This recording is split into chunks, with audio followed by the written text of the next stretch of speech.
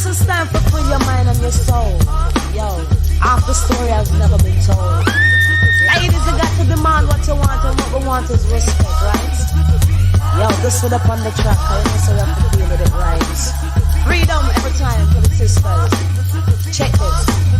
Watch this. Here we go now. Listen, if I'm boom boom rule, I be the ruler like Slick Rick. Get with this quick witted Adidas wearing chick. Papa got a brand new bag. Mama got a brand new Jag. Or go tag. I ain't no old hag. I represent not only in the kitchen, in the bedroom, but also in the boardroom. So give me more room. Deny my opportunity. You in jeopardy. Yo, set me free. Don't hinder me. Let me be. I'm fighting for freedom. I got the heat in case you need them. Straight soldier. Ain't nobody told ya. Hold up on them lies. I know your games and your plans.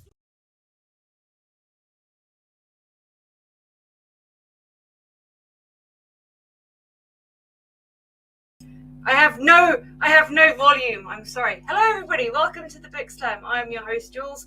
I hope everyone has had a great week. Mine has been an interesting one. We saw you on Thursday. This is our working towards going on to Sundays every week. And tonight we're going to talk about how we found our voice in our writing. It's a difficult one in the sense that everyone has their own unique voice, and it's very difficult to write when you feel like you have someone watching you constantly. So it's quite interesting to hear from other people as well, to see how they've managed to find their voice and whether their writing mimics other authors. Some people like using the styles of other authors, and some people like being completely unique, which is amazing. So kudos to you all. Well done. My name is Jules, so I also am an author myself. I write dark fantasy, sword and sorcery, Dungeons and Dragons, science fantasy style type of stories with a focus on mental wellness and finding healing through trauma. So I've written 4 books, in the process of writing 3 more. And I also run a Discord server specifically just for authors and writers and poets. So if you end up being a guest on here, you'll be invited automatically to join if you wish to. It's also got some amazing beta readers on it. And they're very active. They've got some really good feedback to give. So they're awesome. And I also am a publisher as well. I have got some amazing authors who I'm working with and who are in the wings, shall we say, in terms of getting published. So I'm really looking forward to when their books come out. So we're looking forward to maybe 2023, 2024, 2025, depending on the author. So watch this space. I'll keep you posted. Adam and I also do, and Reese as well, are also running a competition. But when he joins us in just a moment, I will get him to tell you all about it. All right, so without further ado, I'm going to welcome my lovely co-host to the screen. Hello. Hi. Hello. How are you? Great. So glad to be here today. Yeah, me too. It feels really chilled on a Sunday, doesn't it? Yeah, it's very mellow. Yep. It's got like a nice, Yep. Can I say one thing? I think your mic may be a little funky. Can you check your cable? That we got a little hum happening. Hang on. Not very good with this technology. It just sounds like your plug might not be plugged all the way in or something. It seems like it doesn't. Plug's not working. I'll press some buttons and see if that works. Oh, sounds like it's gone. Oh, now you're gone. Now you muted yourself. Uh-oh, sorry, everybody. Little technical issues. Sorry, everyone. Jules will be back with voice in a second, I think. You're muted. Can you unmute? No?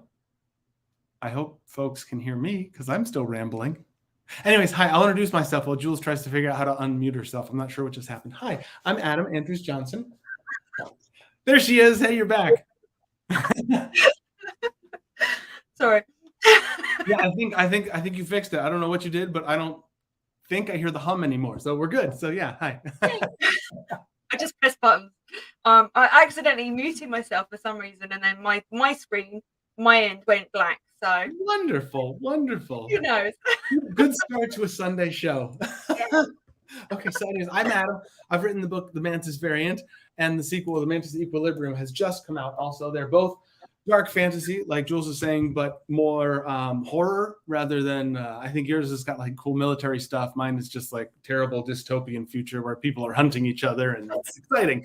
So yeah, I'm excited about that, and we'll maybe read a little of that later. And I've also got a light fantasy, high fantasy, epic queer celebrating book that Jules is releasing and putting out with her publishing company. I'm very excited about that. Uh-oh. Your mic suddenly is making noise again. Can't seem to make up its mind. Anyway, my book, yes, that one will be coming out probably 2024 with JNU Books, and that'll be called The Starting End, and we're really excited about that one. So yeah, I'm very excited about that. Oh, it's so loud. It's got totally loud. Oh goodness, what is going on with my garage today? You went away for a minute.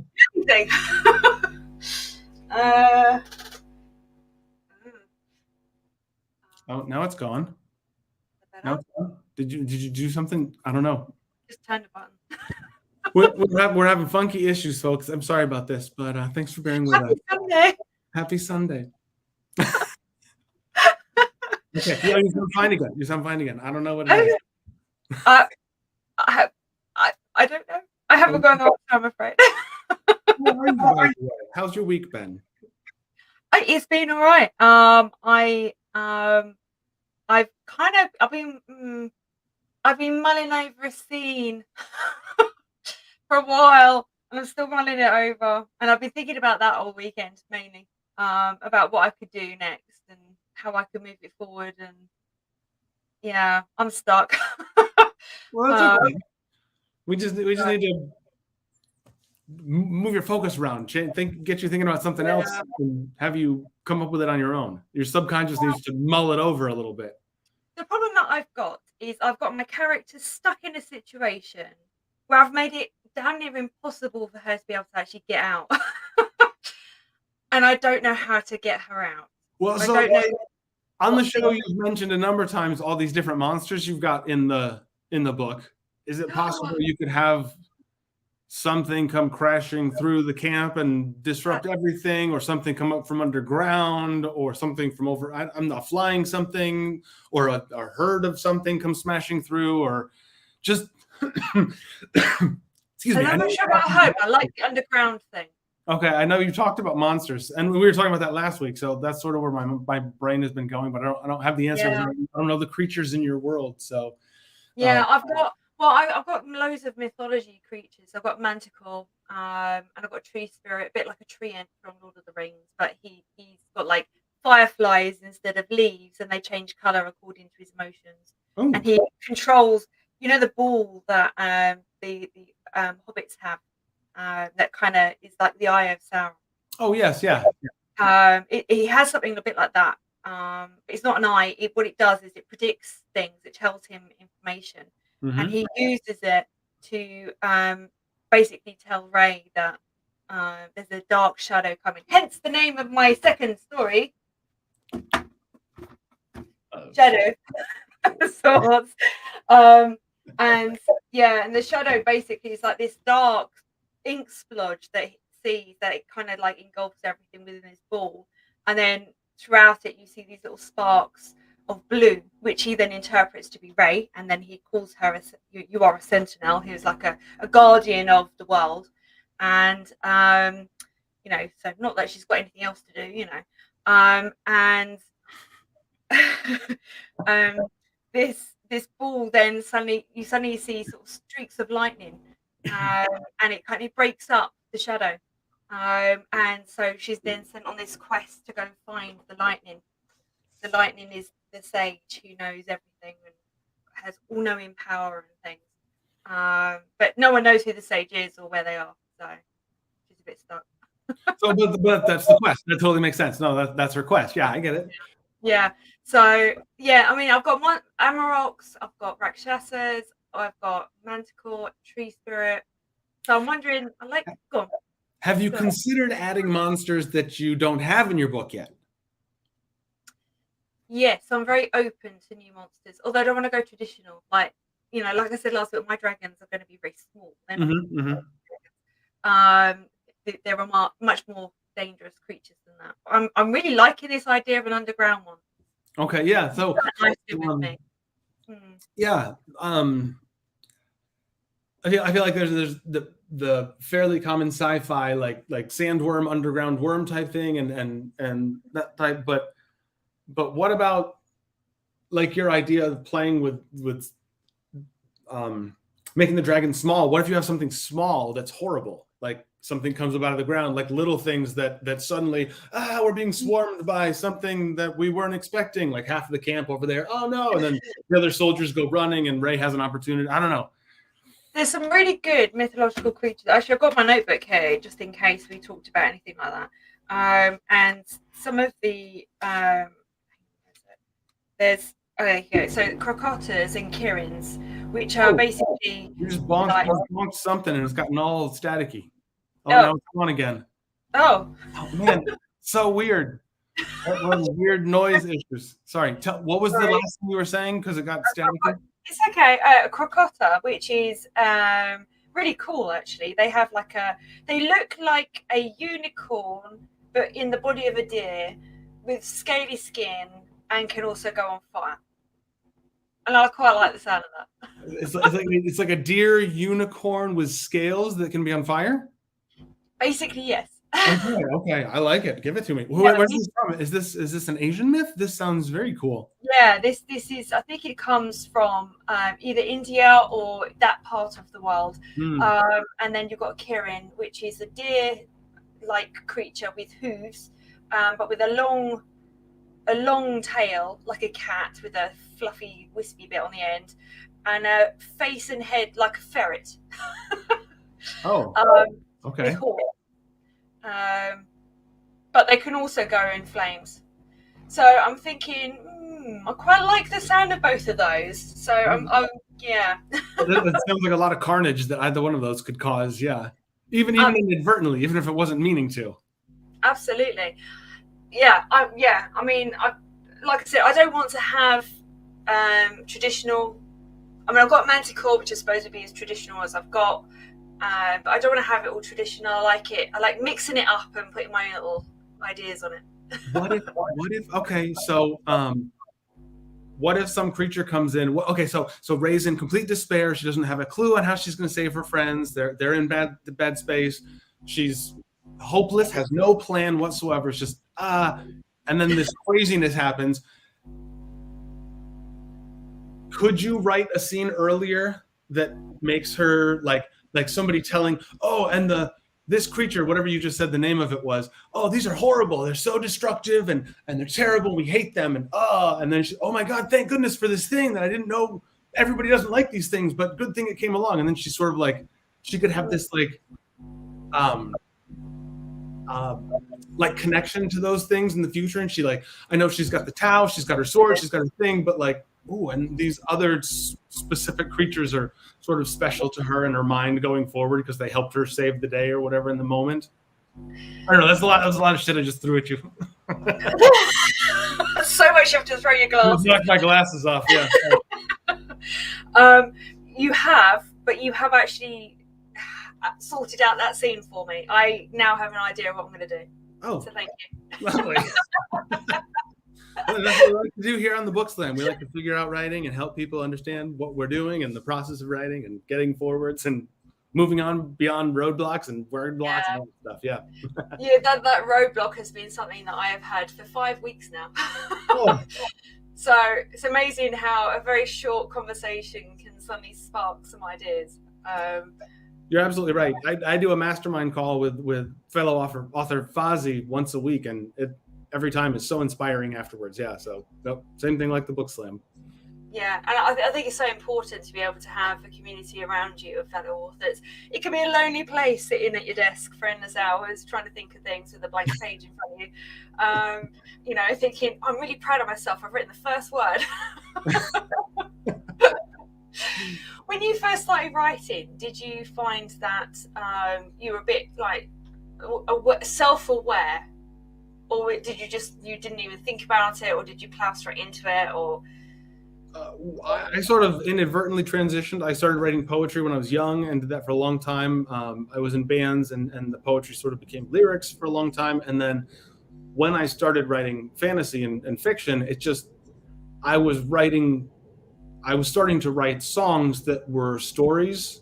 I wasn't telling so much about myself. I wrote a whole song that's this 10-minute long epic thing that tells the story about these fairies. You know, I was just writing, and it sort of changed from one thing to another. And eventually I'd written a few chapters, and I was like, what am I doing? This can't be a song. This is way too long. And it sort of turned into this story, and that eventually became the starting end. And then I've written other things since then. It just became natural for me. And I do plan things out a lot. I write out most of my ideas in advance, and then write the story itself later. But that first book just flowed on its own. Yeah. Interesting. So you're like an architect rather than a pantser. Oh, definitely. Yeah. I definitely plan out my chapters long in advance before I write them.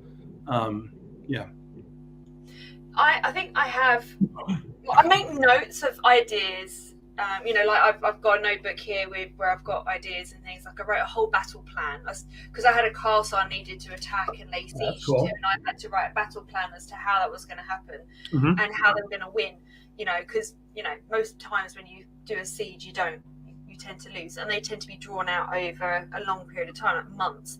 And I didn't have months, so so that took some planning. But in terms of just general writing, I tend to just write what is in my head. And then go back and make changes when I do my redrafts and things like that. Now we've got a wonderful guest with us today as well. Yes. Invite him onto the stream. Is he ready to see us? Hang on a second. Hey! Hello. Welcome tonight. Yay! How you doing? Can you hear me, guys? Yes, we can. Yes. Okay, good. It's so lovely to see you. Welcome. So, would you like to introduce yourself, Moonlight Soldier? Sure, yes. I am the Moonlight Soldier. I am an aspiring author, currently writing my first book in the series of the Legend of Selozia series. Book 1, I'm just simply calling Origins, as it is the origin story of my main character, Lethia Azalea, and her adventures becoming the Hellhound, a demonic possessed werewolf who transforms on any and every emotional high. Wow. So, anger, sadness, lust, joy, any and every emotional high, she transforms. Wow. Is it always the same transformation, or does she transform into different things based on the emotions? Same transformation. Okay. Always the same creature. That's really cool. So we're talking tonight about how we found our voice, because every author has obviously their own voice. We have our own thoughts and ideas and imaginations, etc. But we quite often find it difficult to be able to find out how our writing style works for us and how we write our books or poetry or whatever we're writing, compared to other authors. And it's very easy to read other pieces and then kind of think, oh, they're so much better than mine. So how did you two find your voice? I mean, Moonlight Soldier, how did you find yours? I just went and did it. Honestly, I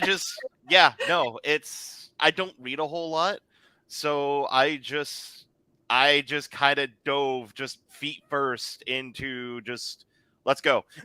And I just tried it. To be fair, a lot of growing up, I had a lot of other friends who enjoyed role playing on text over like MSN or Hotmail or like the chat things.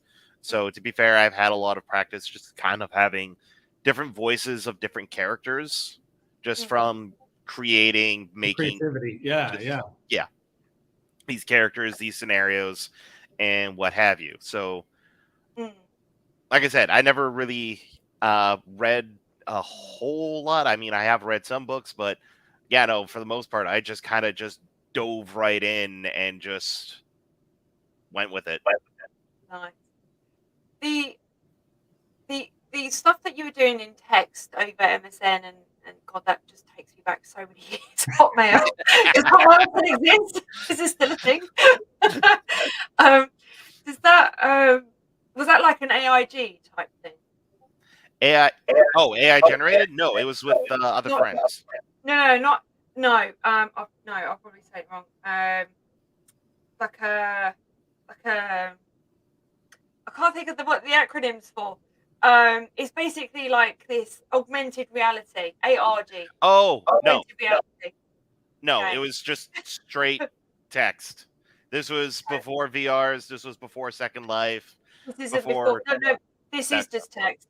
So Yeah. I'll give you an example. So on Twitter there is I can't remember the name of the Twitter page now, but basically there's an ARG on there, and it's called it's something to do with the sun going and disappearing, and the whole thing is just those are tweets by this guy who's talking about the sun going, but it's a complete game. It's not actual real life. It's just that like a alternate reality, I suppose. It's probably the easiest way of describing it.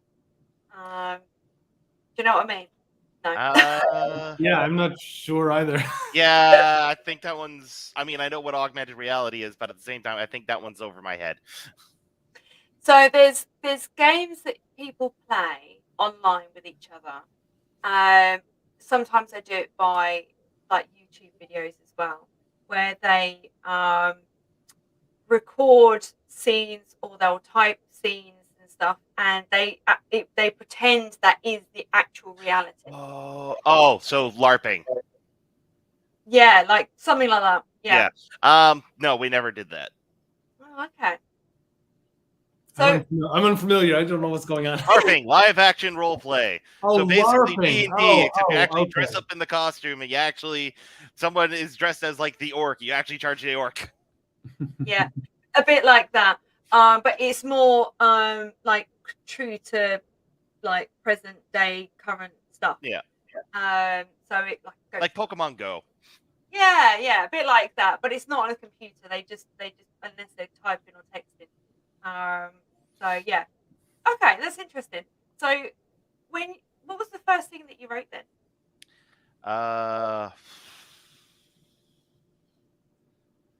Oh, I gotta go back. Like that's all the way back to elementary school. I can't. The first, like, I'll say notable thing that I actually wrote, and this is probably where I started actually getting more invested into writing, was all the way back in elementary. I think I was grade 5, 6, Wow. 5 or 6. Wow. And I wrote a poem. The assignment was basically just like pick your favorite season, write a poem about it. I chose spring. And when I was done, I did have some help from a teacher because being autistic, I get a special aid thing. But when I was done, my teacher helped shape my poem into a vase. Oh, wow. So I had this whole spring poem in the shape of a vase. And my teacher was so impressed, they actually brought it to the office to get it printed in the school newspaper. I lost it, which sucks. But that's probably one of the first things that I technically have ever actually had published. I'll bet your school has a copy of that, and they could even, if you. I've actually gone back and asked. They wiped it after a few years. Oh, bummer. Yeah. That's cool that you remember that. That obviously has cool. a Yeah. impression on you, which is amazing. Really, really amazing. Not the first time. In high school, I joined a.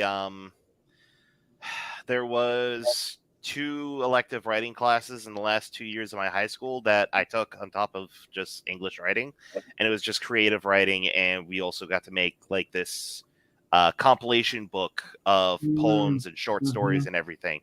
And yeah, I submitted stories into that for 3 years. The 1 year before, when they just accepted anybody's work, well, anybody within reason.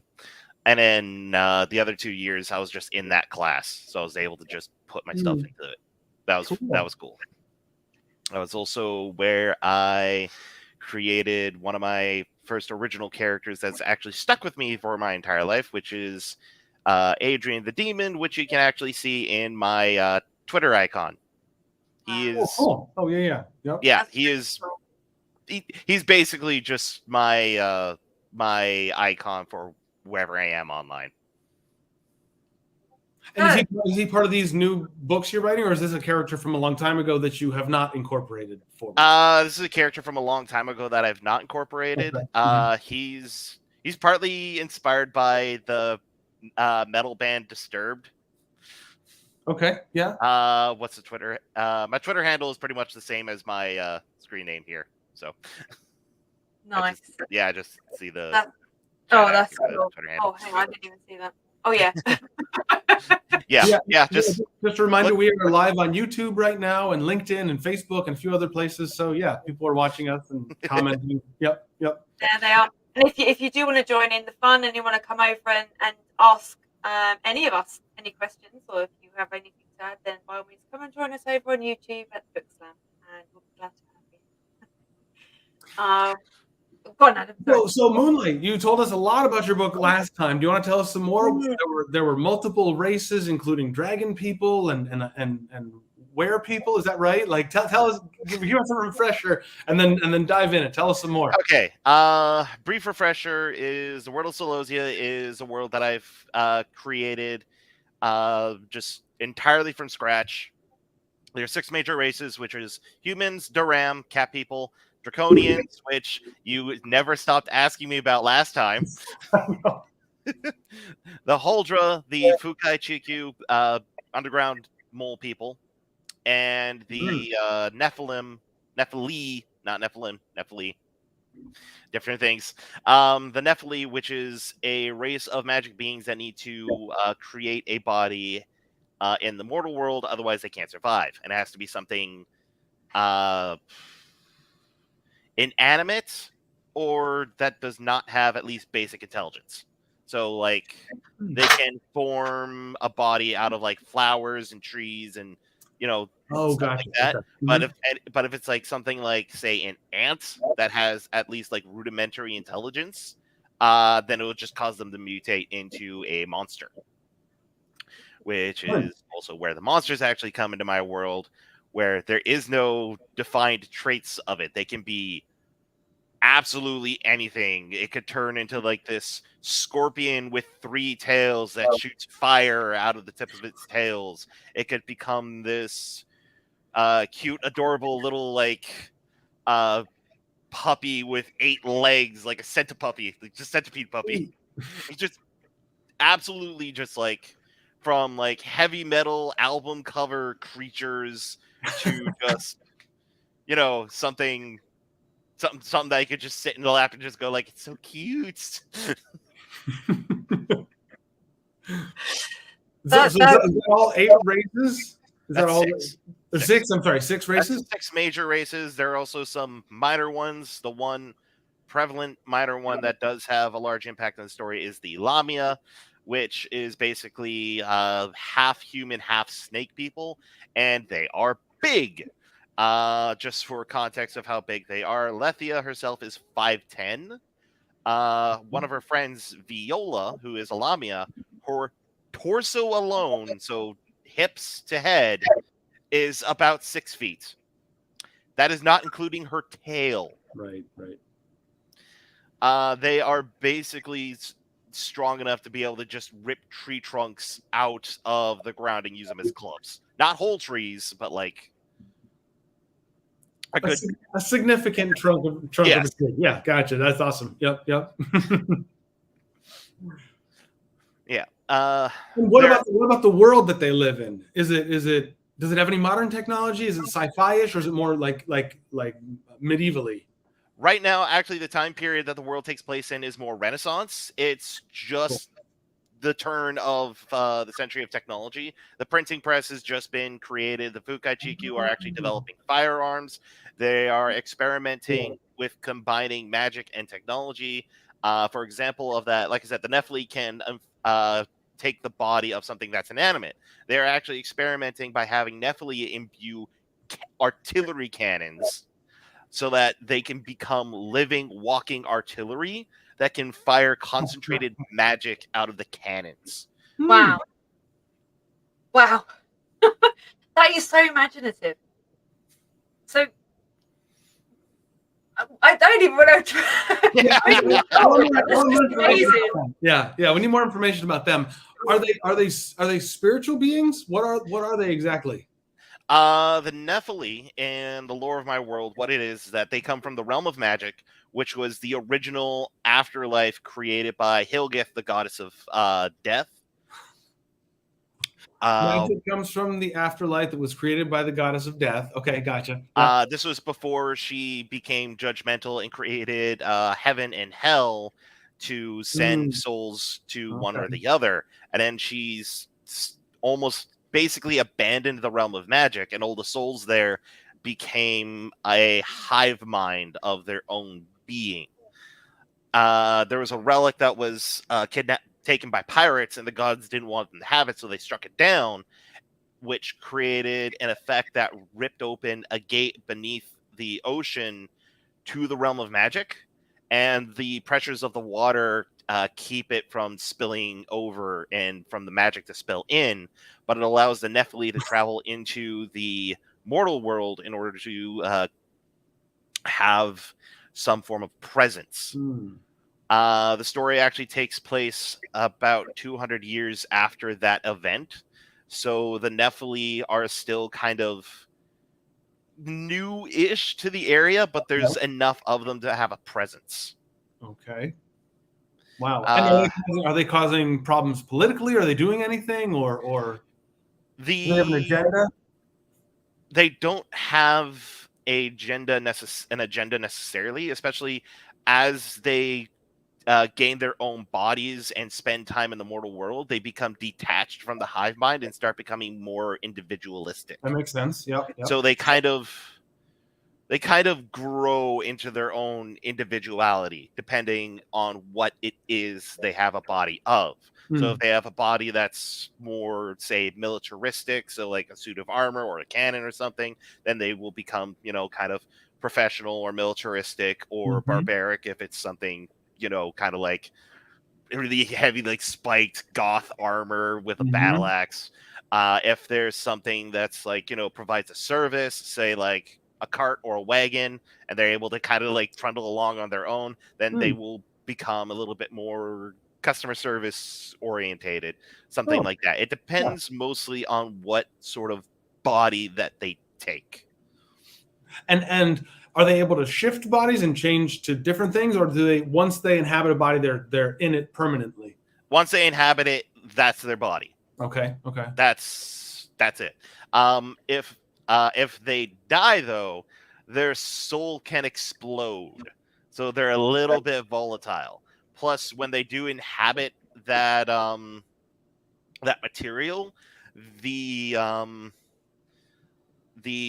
molecular structure of the material weakens, so it allows them to move, but it also makes them a little bit more vulnerable than what the material originally was. So if they make a body again out of steel armor, where like the steel armor on anybody else could turn away a blade, now this blade could actually just make dents in the armor and could eventually cut through with enough effort.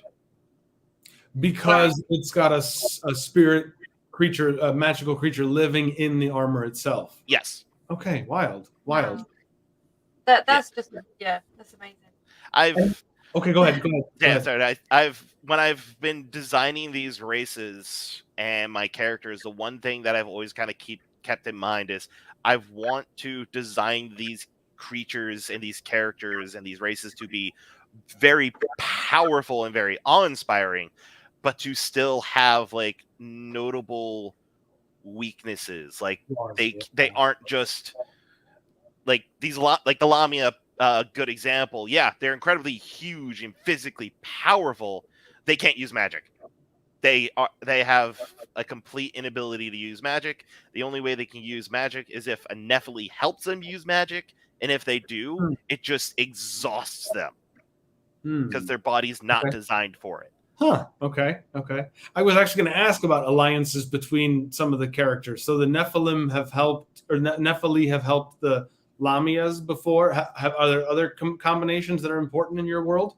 The Nephili aren't directly helping the Lamia.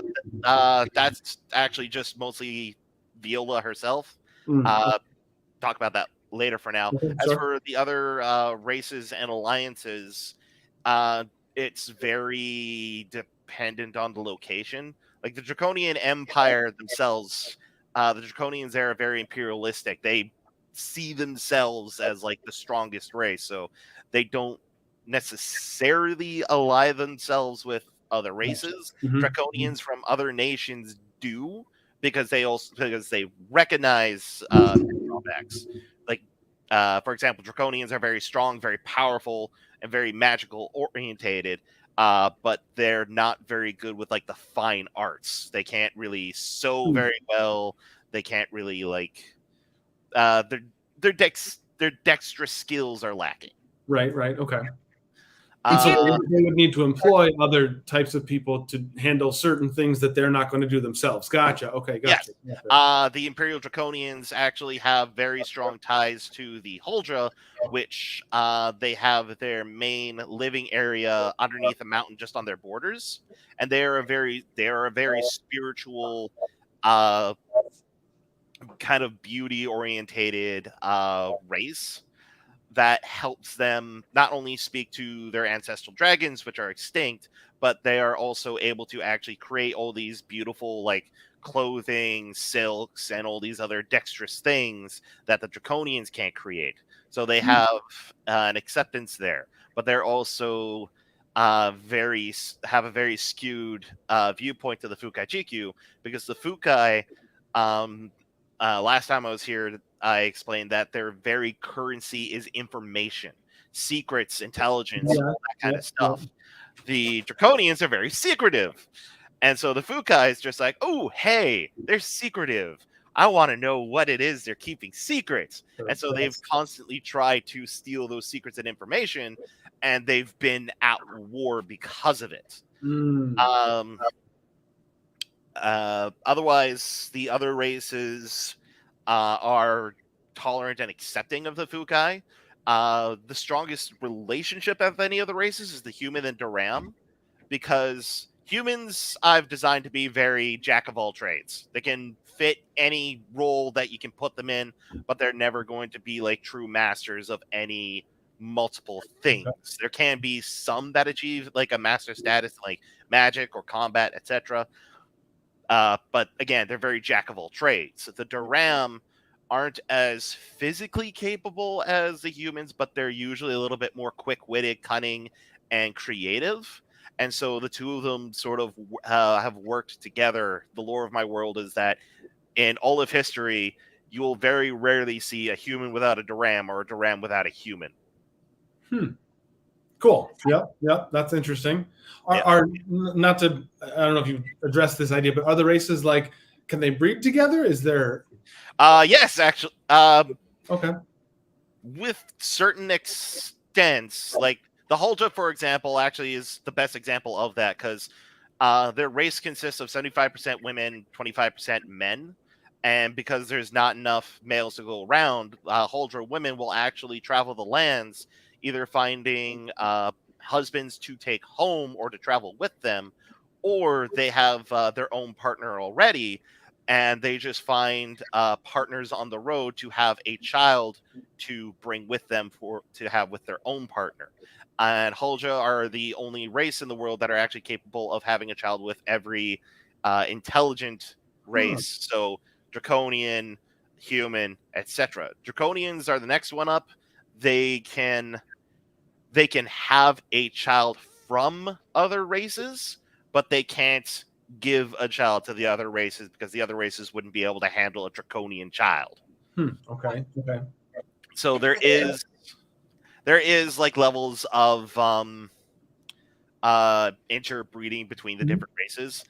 Lamia being the only exception to that, because they are a purely asexual race. They only reproduce via queens.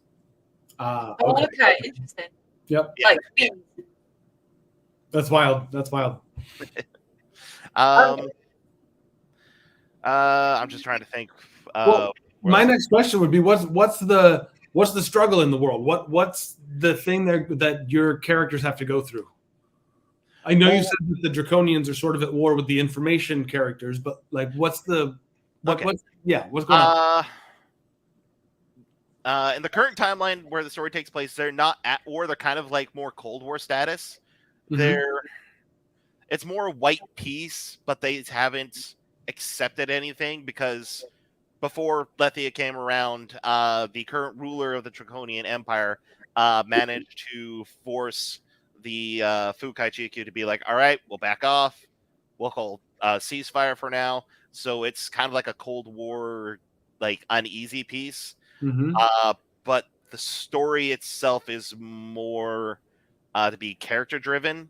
Lethia's whole thing right now is that she's just trying to deal with the fact that now she's a hellhound, and How did she become that? Read the first chapter of that, which is how that happens. But to basically sum it up, yeah, remind us. Thanks.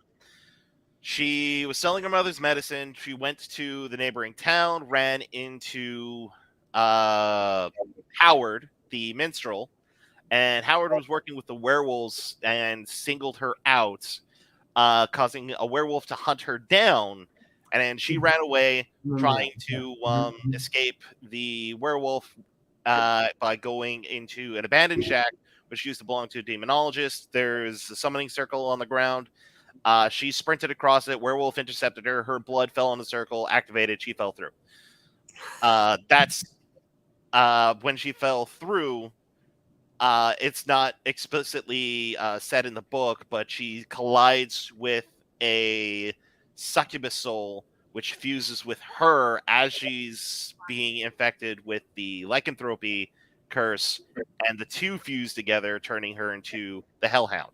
Oh, that's interesting. Okay, cool. So she's not just a pure werewolf, which is what makes her something different, and this demon circle or whatever. That's wild. Okay. And does the succubus spirit play a major role in her future? Does it separated at some point, or is that a permanent part of her? It's going to be a permanent part of her. It's still going to be like it becomes its own entity, and I say that loosely, but it's not its own different personality. It just becomes another part of her that they're able to kind of be very distinct of each other. It's like two different souls, but they're the same in a way. Can they two communicate with each other like inside the body, or is that not how? Is that not loosely? I'm playing with that. It's something that's not entirely played with in the first book, because the first book is just okay. I'm this. I need to figure out what this means. Coming to terms. Yeah. Yes. Totally. Kind of figure it out, come to terms. What are my powers? What am I capable of? And what can I do with these to either help the people around me or to help show the people that I'm not a feral beast anymore? Because for 2 years, she's been wrestling with werewolf, call the wild werewolf urges, and then also demonic urges, and also just trying to keep yourself sane. I kind of fast forward that bits and just go to where her uncle finds her. That's kind of like chapter 2 in a nutshell. Is just okay, here are the events that's going on leading up to her uncle finding her. But the rest of the book is her learning what she's capable of, and then her uncle helping prepare her to face the world that she now has to go into almost pretty blindly, because she just used to live in these two villages, and yeah, she would get news of the world, but she's just a village girl who's sold medicine. She's not someone to go and fight. She hasn't had to deal with people dying on her. She hasn't had to kill anyone yet. Like, the first mission that she's sent on specifically is to fight undead. So it's like these people that are already dead. So it's to kind of help teach her about what it means to actually go out and fight these things. But it doesn't go as planned. I'm not going to say more than that because it's spoiler stuff. Well, would you like to read some of your book to us? That would be awesome. Well, I can either read chapter 2, just kind of carry on from the last time, or I can read out the rough draft of the second book I'm working on. Although it's still very much first draft, so it is still very rough around the edges. It's entirely up to you. But hearing the second chapter would be cool because that would be a nice follow-on from your first one. All right, yeah, I'll do the second chapter then. Sometimes our rough drafts end up being nothing like our final draft, and so they can be a little bit rough around the edges sometimes. Yeah, that's fair. Yeah, I'll do the second So chapter. we'll pop you up on the screen by yourself. While you're reading, we'll also make pop your book cover up on the screen as well. While you, part of the time you're reading, and then when you're finished, just let us know, and then both of us will pop right back on the screen. Sound good? Sure. Sounds good. And just to quick, your Twitter is at Moonlight Soldier. Is that correct? It's not straight Moonlight Soldier because that one was already taken. It's Jules, I'll send it to you so we can put that on the screen also. We'll have that on the Thank you screen very while you're. Perfect. Yeah. Thank you. Cool. Awesome. Perfect. All right. So I'm going to remove myself and Adam from the screen. So it's going to be over to you. We're going to be muted, but if you need us, we're definitely both still there. So just give us a little model. All right. Just got to pull up the. Where is it?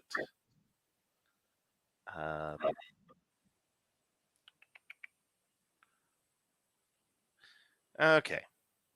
That's chapter 1. Scrolling. And of course, this thing takes forever to load because it's over 160 pages on Google Docs. We can come back if you need a bit more time. Nope, there it is. Okay. Okay. All right. Whoop.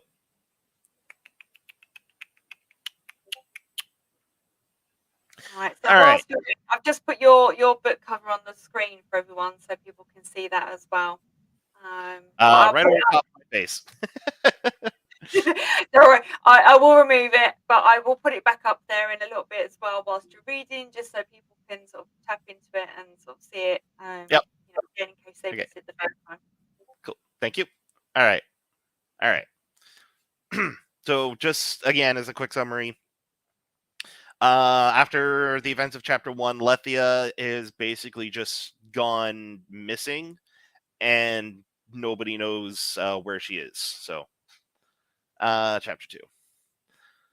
Word of Lethia's disappearance traveled fast to the leader of the Silver Shields. After all, she was the only child of their family line. Taliesin was more than invested in her well-being and wasted no time when he heard the news, hurrying towards the twin villages in order to try and track down his niece, sparing no expense. He traveled dressed in silver-lined chain hauberk, a thick leather and cotton overshirt, and steel-plated breeches. 2 swords were slung across his back, one crafted in silver, another of steel. On his arm was his custom kite shield, with the corners lined with sharpened silver. The grip had a mechanism with a chain, allowing the seasoned warrior to throw it like a lethal discus.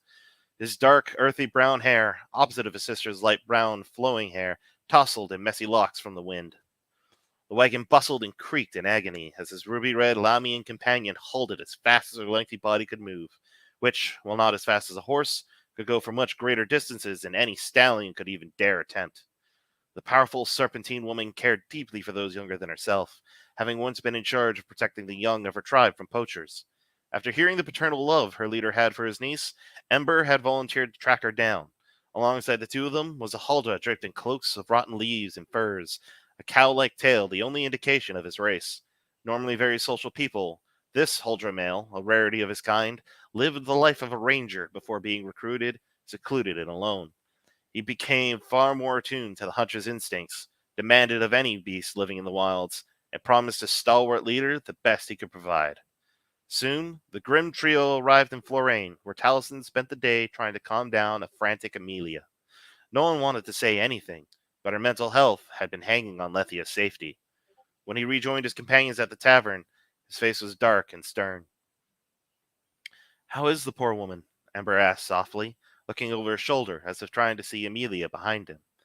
There was a sigh and a slow shake of his head before he silently gestured for a servant girl and signaled for a pint of beer. "She's not taking it well at all, is she?" "For someone who has now lost everything she held close, no, Ember, she isn't. I might have to assign someone here to look after her for good. Maybe see if an old friend from the caverns can do it," he said as he looked up towards the ranger, who nodded. I'm not telling you to go back to your home, Adu. I know you're not exactly keen on returning, but this is something personal. She needs someone. Maybe a younger girl to at least let her feel like she's raising someone, though I'm also afraid she might become unpredictable. It's like that you're already assuming the worst, Tal. You haven't even begun our search, came a tart response from Atu as the waitress brought the mug. What makes you think she's dead from the start? I know my niece. She's stubborn and a little foolish at times, sure. She's a smart girl and can be quick on her feet when she needs to be. We got the news she was missing about a week after, and it took us nearly that amount of time to get back here. I mean, she's been missing for 2 weeks, and there's been no sign of her. What would you think after such a length of time? He asked, taking a long drink from his mug. I gave Amelia hope, but it's a false hope at best. I don't even have hope she can be found. It doesn't mean we're not going to try, at the very least. The two companions exchanged weary glances before Ember moved away from the table. Do you wish for me to stay here and keep your sister company? She asked. Taliesin looked down at his drink before giving a brief nod. With a pleased smile, Ember made her exit from the tavern and headed toward Amelia's house. As Ember went about town, she couldn't help but feel self-conscious about people looking at her. Most were not used to seeing a Lamia in society, but she was usually accustomed to it at this point. Her people would sport tattoos, usually signifying their passions and skills. Her body was covered in the tattoos of plants and thorn bushes wrapped around her arms, which signified her as a warrior. On her back were the coat of arms for the silver shields, a kite shield with the holy symbol for Minerva and Hilgith, a bloody sword, and a scythe crossed over. She knocked on Amelia's door before opening it up, her frame blocking the doorway entirely. Hello? Mrs. Alio? It's Ember from Talison's Guild. There was no immediate response. Lowering her torso, Ember had to turn her frame in sideways just to fit inside the door. She avoided the stairs, afraid her bulk might be too much for the support structure of the house. Luckily, she didn't need to go upstairs as she saw Amelia rigorously cleaning dishes. On the table were a bowl and a spoon, untouched. Lethia, come down, sleepyhead. Your breakfast is ready, Amelia called out before turning and spotting Ember. Oh my, Lethia, puberty was good for you. You're going to make your mother jealous with such a figure. Ember paused before looking back at the bowl on the table. The food was moldy and rotten, untouched for a few days. Meanwhile, Taliesin and Adu left the tavern to begin their search for any clues they could find about where Lethia had gone missing. While any ordinary hunter would be unable to find where the trail leads after 2 weeks, Taliesin had faith Adu would be able to use connection to nature in order to track her down. Sure enough, as they walked the road between the twin towns, the ranger came to a stop. The leaves on his cloak rustled as he pointed off the path where Lethia had sprinted off and walked over towards it. Kneeling down, he placed a hand on the bushes, studying them. She was chased. She ran through here. The bushes have some damaged branches. Upon looking closer, he spotted a small tuft of fur which had been caught in a small branch. Werewolf. The last of his shedding. Month turned. Probably his first solo hunt. Lethia might have either been singled out or had bad luck. Packs normally scout out an easy target for their newer members. Seems like a family curse. Can't avoid encountering werewolves out here, Taliesin commented as he walked over, Atu passing the fur to him so he could inspect it himself. This pack must be quite old to be this sophisticated, or very foolish. If they scouted Lethia, they may have figured out she's related to me. I don't know any pack that would willingly try and chase down someone in my family. Unless they were trying to ensure your family would end here, came a harsh response from the ranger. With a shared glance, they continued forward, picking out the path the chase had taken. Taliesin had spotted the abandoned rucksack, noting it was emptied and how it laid in the opposite direction. She had tried a distraction, but if it had worked, she would have been safe. Finally, the path led them to the cabin. The door left as nothing but splinters and hinges bent into angles not fit for their purpose. Taliesin walked in first, drawing the silver blade, padded boots making only creaks on the tired old boards below. The pair came to the main chamber where the burnt sigil remained. The ranger continued onward to inspect the rest of the house while Taliesin studied the room. He noted the collapsed bookshelf and the papers scattered and ruined along the floor, all up to where the circle was. Anything inside the circle was pristine, almost too clean, as if the floor had vanished and reappeared. Minerva's blood, Damien's strength. Keep this place pure, he whispered as he knelt down to inspect the circle. It's been opened, but no signs of anything coming out. No scorch marks aside from the circle. Portal was made, but no summoning spell was placed. Like whoever made it only wanted a portal to look into, or use as a method to destroy secrets and documents. There's signs of other werewolves exploring the huts, but nothing traces back to the original hunter, or any sign of Lethia leaving this room, on her own or dragged otherwise, Adu said as they returned to the main room. I'm sorry, Tal. Nothing is here. All the evidence here suggests she never left. They looked at the circle together. Taliesin stood up for a moment before nodding. A sensation of dread dragged through his torso, like tar forced down his lungs. Lady Hilgith, Lady Death, I beg you to find my ill-fated niece and bring her back to the heavens where she belongs. With Taliesin's prayers spoken in a nearly breaking voice, the pair shared no more words as they traveled back to the village. They were unable to save Lethia, yet they were able to find evidence of the werewolves who may have been responsible. Taliesin planned to bring justice to them and prevent another tragedy at the very least. He however wished such knowledge could bring peace to his sister, who would now know her only child was lost forever, if she was even able to comprehend it. And this is why I'm getting a professional to be doing my narrations, not myself. How many times did I just trip over that?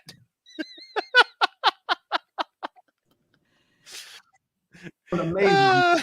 We think you sound totally great. You're doing voices. No, you do an awesome job reading. We think it's amazing. Was that the end of the chapter? No, Yeah. no. Sorry, we didn't mean to jump in and interrupt. We want to make sure you're okay. You're doing I'm an good. Thank you. amazing job. You're really you're doing an awesome job. Yeah, it's really good. Yeah. We'll get out of your hair again. Sorry. Absolutely. All right. Hang on a second. Okay.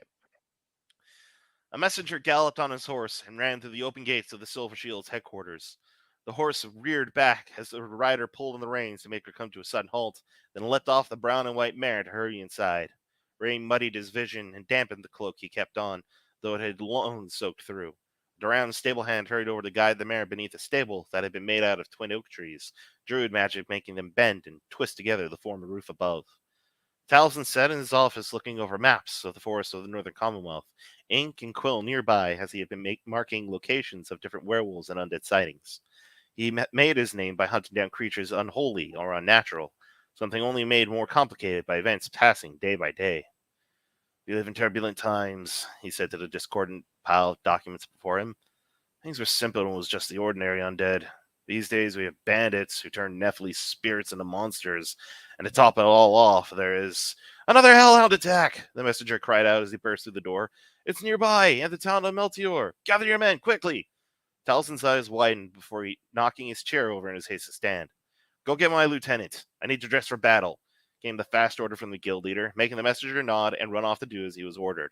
4 months since his niece vanished. The Huldra girl stationed to care for his sister informed him that his sister's sanity had indeed been broken. She would function, but she would need supervision so she wouldn't harm herself or forget to take care of herself.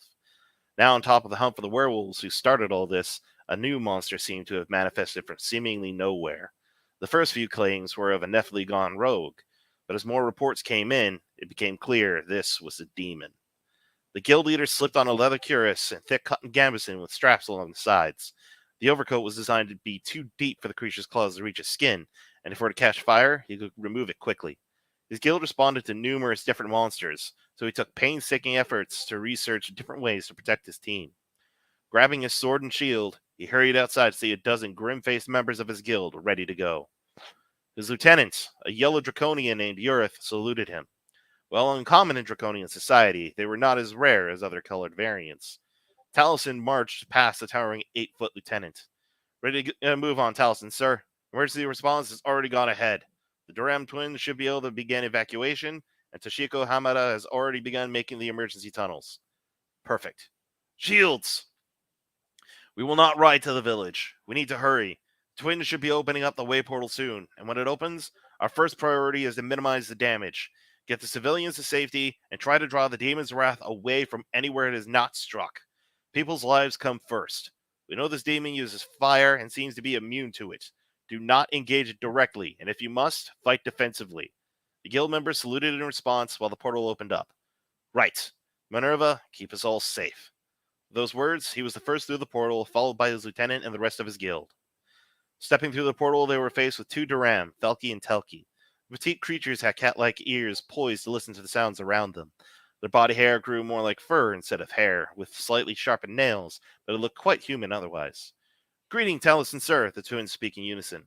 The demon was spotted around the north of the village. We've begun evacuation to the southern part of the village where Toshiko is ready to deploy the emergency tunnels should we be unable to contain the threat. Report being delivered, the pair hurried off to continue the evacuation. Smaller and less sturdy than humans, they were better suited to support or stealth work as opposed to the heat of combat.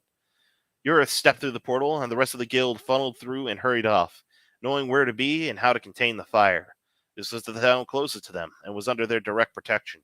Countless days of drills ensured they needed to react. They could act without even needing direction. Any word on additional dangers? Urith asked as they jogged towards the northern half of the town, making a straight path where the heart of the flame seemed to be. Or is this demon alone? He kept in stride, the only guild member who didn't wear armor. His heavy running left deep prints in the ground to keep up with his leader. Nothing. Seems to be alone again. Every report we have received, they have been unable to figure out if this demon is alone or not. The only description we get is it's wolf-like in nature. Guess we're finally going to see it for ourselves. The pair rounded a corner which led to where the fire seemed to be at its strongest. They spotted the demon in question as they watched it tearing into a scarecrow like it was a person. Taliesin glowered. Such mindless rage and destruction. No wonder these beasts were confined to the prison of hell by Hilyath. Its wrath and destruction had no distinction between living or non-living. The Silver Shields watched for only a moment before they split off to approach in two directions. Urith kept his distance, while the geared-up Taliesin stepped forward, sword drawn. The fiery wolf demon spotted Taliesin first, who spun and threw the burning wooden construction towards him. Taliesin made a gesture, and Urith punched the ground, causing rock to erupt up and engulf the burning projectile, dragging Loam along. Taliesin immediately ducked aside, the earth and rock obscuring his view. The demon had charged right through the tide of rocks, claws outstretched. Sword in hand, he swung at the demonic creature who kept charging forward, escaping his reach. As a werewolf turned to face Taliesin, the two locked eyes. The demon's growls ceased. There was hesitation in his eyes before standing up enough to get a better look at its assailant. Taliesin found himself not moving, as if something was suddenly gripping his hand. Why couldn't he attack? Of all the werewolves, undead, and other monstrosities he had to face, what was this strange sensation that suddenly gripped his heart? Was it the demon? What he believed to be fur was just a massive amount of hair flowing down the back of the female creature's head like a cape. Fur wrapped around her hands, arms, and legs, yet her torso was bare of anything, revealing a curvy feminine figure. Was it her beauty? Was he being bewitched? This demon acted too wild, too filled with fury to be a succubus. Finally, his eyes went back to the details of her face. He couldn't find it still, yet something prevented him from going in for the attack. He could see her eyes become softer, less feral, as if waking to reality. Urith, however, did not hesitate as he summoned up a wall of stone and ran through it. The rock gave, breaking into chunks which attached to his body, innate powers allowing him to mold the stone. Gauntlets of gravel wrapped around his hands as he dashed up from the side of the demon, swinging down from above. The beast leapt aside, hearing the heavy footsteps approaching, and then hurried off out of the village. Urith took a few steps forward before slowing to a stop, seeing her run off. "Sir," he said, turning around, "it's unlike you to hesitate like that. What happened?" Taliesin breathed evenly as he let his sword dip down to the earth. "I don't know, Urith. I honestly do not know." Winter came, and with it, the rate of what was deemed hellhound attacks slowed, giving the guilds a desperately needed break. The other guilds had been feeding the Silver Shields information regarding every attack that occurred. Everyone agreed that the demon Taliesin encountered was alone, some kind of hellish werewolf fused with a succubus. No reports have carried any information about anything being drained from the victims, yet there was a small cult forming, saying this demon was an angry goddess of flame. The cultists were persecuted by Minerva's Bloodblades Guild under the direct order of their patron goddess. Taliesin could never shake the feeling he experienced when he stared down his adversary for the first time. Her face seemed so human, but from the reports he had, it was to be expected. She was a succubus and a fire demon, yet even the wizards he spoke with would claim her behavior is more along the lines of a war demon or a spirit of wrath. There were also very few reports of the Hellhound ever hesitating, though Taliesin couldn't help shake the feeling it was due to the typical fear people would naturally have when encountering such a creature. There was also the question of how it seemed to simply vanish entirely at times. Many hunters have tracked the flames and burning path after his reign of blood and destruction, only to find no trace of a demon anywhere. Urith knocked on the door to his office, making Taliesin look up from the reports on his desk. "Come in," he called out. The hinges creaked as Urith walked into the room, bundled up in layers upon layers of cotton and wool. While Draconians typically hail from mountaintops, they were still warm-blooded creatures and didn't handle the cold very well, especially red Draconians. "Still going over those reports? There hasn't been an incident for a few weeks. It was kind of nice to know the Hellhound has finally gone quiet. If we're lucky, perhaps it has finally been removed from these lands," Urith said as he sat near the desk. "Though I do regret missing the chance to have brought her down myself. Would have been quite the trophy to keep here. Silver Shields, Slayers of the Hellhound." Taliesin shook his head at his companion's words. "Every time you speak like that, I'd swear you were meant to be born red, not yellow. I was the only yellow in my family of red scales. Of course I'm going to have a stronger sense of warrior pride," Urith replied with a laugh. "Thankfully balanced by your spirituality," Taliesin remarked with a grin. They both knew red Draconians were usually far more ferocious. "Brought over some gem apple brandy to share. Felt like you probably needed a drink," Urith said as he produced a flask from inside of his clothes. "Might be a little warm, given all the layers I got." Brandy is usually better warm, especially during winter. Reaching behind his desk, Taliesin opened a drawer and pulled out 2 mugs, which Urith happily filled up. "I've been studying the Hellhound's behavior. Yes, finding consistencies and trying to see if we can find a weakness. So far, the traits of a demon are rather evident. There are reports she's weak to silver, though holy water doesn't seem to do much physical harm aside from scaring and stinging her. This leads me to believe that we are dealing with isn't a full demon, but a hybrid of some kind." Urith looked up from his mug and blinked. "I say hybrid because if she were a full demon, holy water would be near lethal. She reacts to it as if it burns, but reports say they don't see any physical harm to her body. Silver is able to cut through her tough fur and pierce her skin, but only as much as a normal blade would to a werewolf, though its harm does seem to last longer as it should for a demon or werewolf." Speaking the facts aloud, Taliesin felt a sense of progress. This creature had been one of the most puzzling to deal with. There were never any consistent behavior patterns. Grabbing his mug, he closed his eyes to sip the brandy, letting its warmth fill him. "So what you're telling me is this Hellhound is part demon and part something or someone else? If so, it couldn't be a Draconian, Duram, or Mole, Fukai, Chikyu," Urith corrected himself. "Those reports paint her physical features as human, or Huldra. She's been compared to a succubus, so perhaps she is a Huldra." Taliesin considered the possibility for a moment, remembering the feature of the creature's body. "I doubt it. Huldra are very nature-focused. Sure, the wolf-like traits would make sense, yet the fire and destruction? Plus she's far too wild to be a being that grows up in harmony with the forest. Yet there's certainly a minor sense of intelligence behind it. It recognizes threats, knows when to flee. One thing I've noticed as these reports carry on is there seems to be less bloodshed. Look at the first report. Look how many casualties there were." Taking a sip from his mug, Taliesin passed over the review. Urith looked it over and winced. Nearly an entire village was slaughtered. Men, women, children. Don't know if there's any sign of intelligence. No.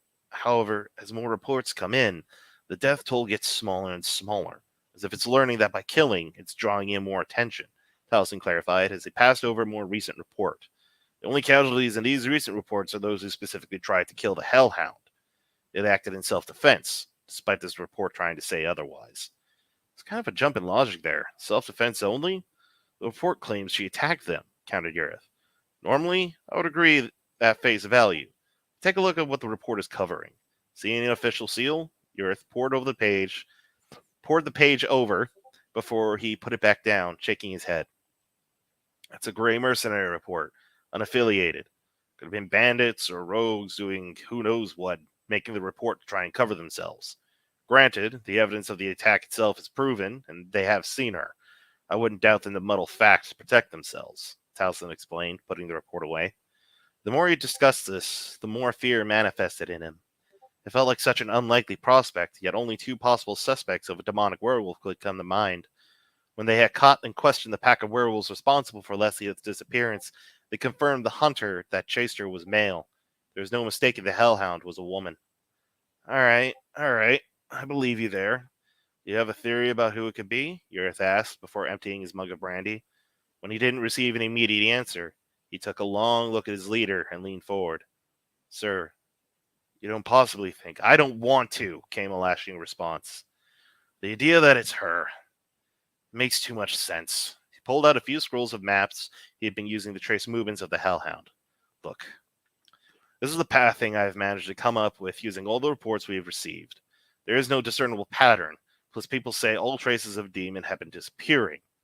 If we were to assume this demon is some kind of afflicted werewolf, people are looking for signs of a flaming demon, not a human. If we take into consideration, then of course she would be disappearing, and people wouldn't be looking for a human.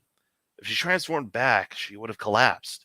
Looks like the attacks would have been at such a scale, even if she were a new werewolf, there would be too much to take care of in those villages. We'd have to send a proper military force after a beast who could do that much damage. By the time we had a task force ready to go, she would have changed back. But then someone should have found her body unconscious somewhere. It would also explain why holy water isn't lethal. She would still be mortal. Normally, yes. But if we really are to assume it's her, how long ago was her disappearance and the first attack? Taliesin pressed onward, and Yurith counted on his hand. 4 months minimum. 4 full moons. She would be at the stage where she would be awake when she turns back, Yurith supplied as he leaned back into his chair. There couldn't be any other... No, wait. Didn't you and Adu find that a werewolf fell in with her? What if the pack we hunted down said the hunter who went after her was a male? If it really was him, then he could have been trying to find his way back to his pack. He would have also have better control himself in these situations. It was his first hunt of his own, which meant a werewolf coming of age, already a few months in. The behavior pattern we are seeing is one that hasn't been around as long. Looking down at the paperwork, Taliesin felt far older than his age. He looked up to see his mug refilled with a gem apple brandy while Yurith stood. I feel like you're going to need some more of this. Pray to your gods it really isn't her, and Hilgith has collected her soul from the pits of hell. This really is your niece. Silence filled the room while Taliesin took the brandy into his hands. Thank you for the drink, he said softly before vanishing into the mug. Yurith took this as a sign he should take his leave. Standing, he gave a polite bow before leaving the office to begin drilling the other members of the Silver Shields. The rest of the winter passed easily with fewer attacks. However, this only served to make Taliesin more uneasy. Time seemed to be against him. He never admitted to the fear building up inside his heart. This monster, his guild's priority, was his niece, but the evidence gathered pointed towards the seemingly impossible. He did not hesitate, however, to ensure his task force would have equipment and a battle plan to hunt her down. After receiving months of information about the characteristics of the Hellhound, and even managing to secure a few samples of her fur, Taliesin confirmed silver was probably the best weapon they could use against her. It was the only material that could cut through it without the raw strength of Draconian behind it. Taliesin, Adu, and Ember would be the team to hunt down the demon and finally put an end to her terror. The hunt for her was not easy, knowing they were effectively tracking an unknown human. As winter turned into spring, the snow made the grounds damp and marshy, which would create better conditions as the weather warmed up. It's supposed to be a period there. As the weather warmed up, the Hellhound's activity increased, though the rate of attack seemed to have diminished. The only reports of Hellhound attacks were from armed or military personnel. Taliesin was relieved to know it wasn't actively hunting innocents anymore, yet the need to slay this creature remained constant all the same. The longer they tracked the creature, the more they began to learn its habits and patterns, tightening the circle around their quarry. The hunting party had a few encounters, but nothing resulted in pinning the demon down yet. Their hunt would last them from spring into the early stages of fall, where Adu had finally become proficient enough to trace the Hellhound, even when she was in her human state. Adu was scouting ahead, as they had laid a trap for the demon. Getting the aid of the Minerva Bloodblades, they were going to try and force the Hellhound to run towards Ember, who would be able to grapple her enough for either Atu or Taliesin to finally kill her. Ember was enchanted with water magic, which kept her perpetually wet, aided by the falling rain. Taliesin remained nearby beneath the underbrush, clutching his silver blade and his custom shield. He would only bring the shield Nightbane on the more dangerous tasks. While he was trained to use any weapon, he crafted a fighting style based on using a shield aggressively. Taliesin believed the shield should be used just as much for offense as its intended function as extra defense. Rain pattered around the hunting party, providing the only sounds, drowning out the cautious footsteps for anyone but those with the sharpest of senses. Unfortunately for Adu, his quarry had such senses. This time, he would use it to his advantage, as his job was to flush her out, not to pin her down. Pausing, he could see the familiar shadow of the monster they had been hunting for nearly 2 years. Nearly a full year of constant stalking, hunting, and studying this singular beast led up to this moment. Without warning, the beast took off, sprinting in a seemingly random direction. Ready for action, Atu took a shot, aiming not only to harm his mark, but also to draw her towards the trap. A cry of pain rang from the demon as it faltered for only long enough to pull the arrow out and keep sprinting. Spears tipped with silver flew into her face, forcing her to turn a different direction. Atu fired another arrow. A solid thunk told the ranger his mark slipped out from his aim. It didn't deter him, though, as he chased after the beast, knocking one more arrow to his bow before taking aim. When he realized the direction of his shot, he pulled on the bow as the arrow loosened, needing to throw it off by changing his angle quickly, making the arrow fly away. Ember leapt out of her hiding place, a flying frenzy of loam, snake, leaves, and water, throwing herself forwards towards the demon. Taliesin watched from hiding as the hellhound tried to dig her claws into the ground and change direction. The muddy terrain gave her no aid as she slid straight into the coils of the powerful Lamia. Trap sprung, the Bloodblade mercenaries closed the circle as fur and scale shifted and moved in chaotic fashion, both fighting for dominance over one another. Taliesin, sword pointed forward and shield up, was at the front of the encroaching circle. He watched, nervous for the powerful ally. Even a race as physically dominant as Lamia would have a difficult time against magical creatures. Demons particularly, as their strength frequently were beyond that of mortal limits. In the end, Ember won, tail wrapped around the demon's legs, pressing into her back. Both of the demon's arms grabbed and pulled back. She held her up, presenting the quarry towards Taliesin. The guild leader walked forward, sword and shield in hand, as he mentally prepared himself to put the beast down, but nothing could prepare him for the words to escape her mouth. "Uncle?" Taliesin froze, only for a moment before finding his voice again. "Silence, demon. I'm not going to stay my hand this time." He brought up his sword, ready to bring it down on her neck. He locked eyes with her again, and this time he could see it. His knuckles grew white on the sword hilt as he stood there, breathing heavily. Was this a succubus? It had to be. He was playing mind games with him, trying to force him to show a sign of weakness. "Uncle, it's me. Please. I'm scared, Uncle. Please," she begged, unable to pull herself free while watching the blade rise. The rain continued to pour down around the group as the other mercenaries watched on, wondering why he was hesitating. Taliesin continued to stand there, poised to kill, time having frozen still around him as he stared down at those eyes. Those fire-red and pitch-black eyes shook with fear and confusion. They reminded him of his niece from 2 years ago, before she vanished.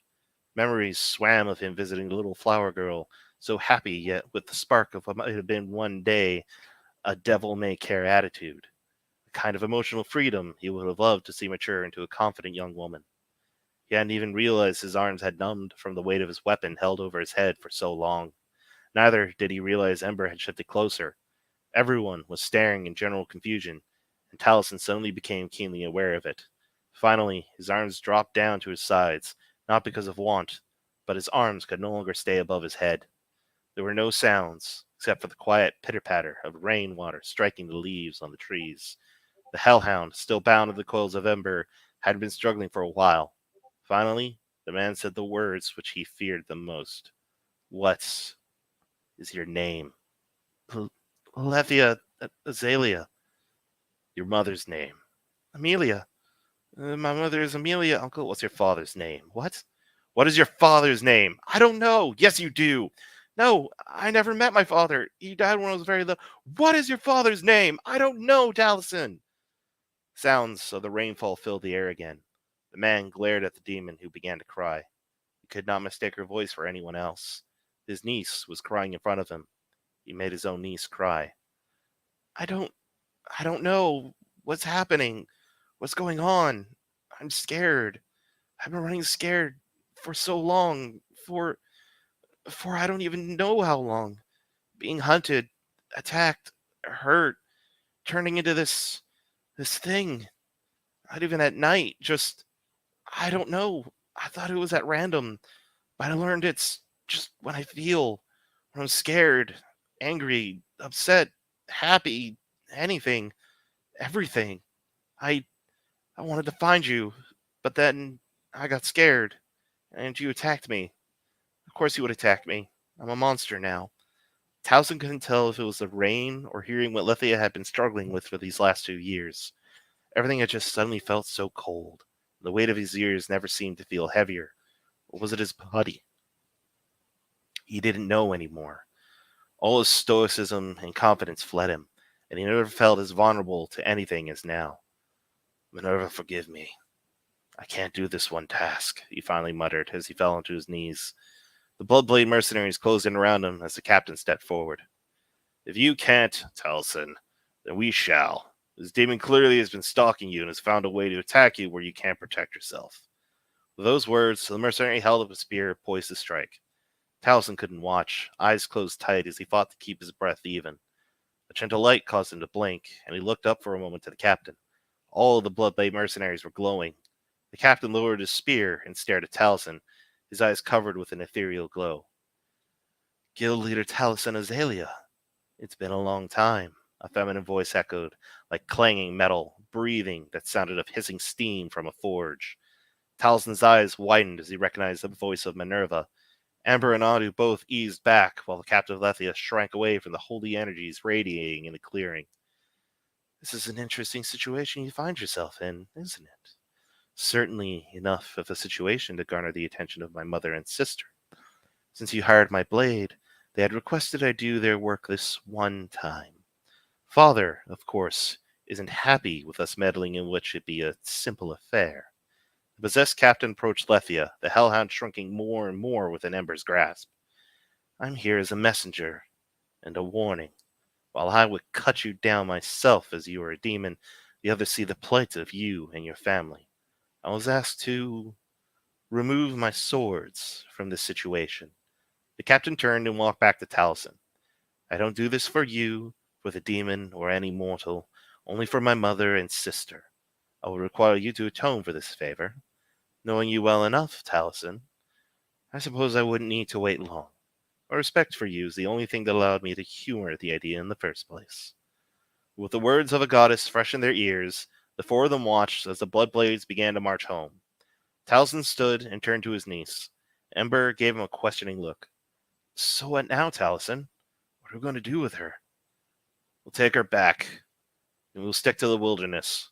We can't let people see her as a werewolf, and we cannot risk altercations. Not right now, anyway.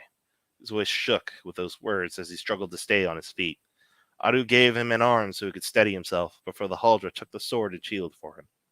My niece needs a place to stay, so she should learn how to finally control herself, so she can be given a chance to have what semblance of a life we can put together for her. For the time being, we will claim we have captured her in order to study the demon, so we may better handle any potential demon incursion in the future. And that is chapter 2.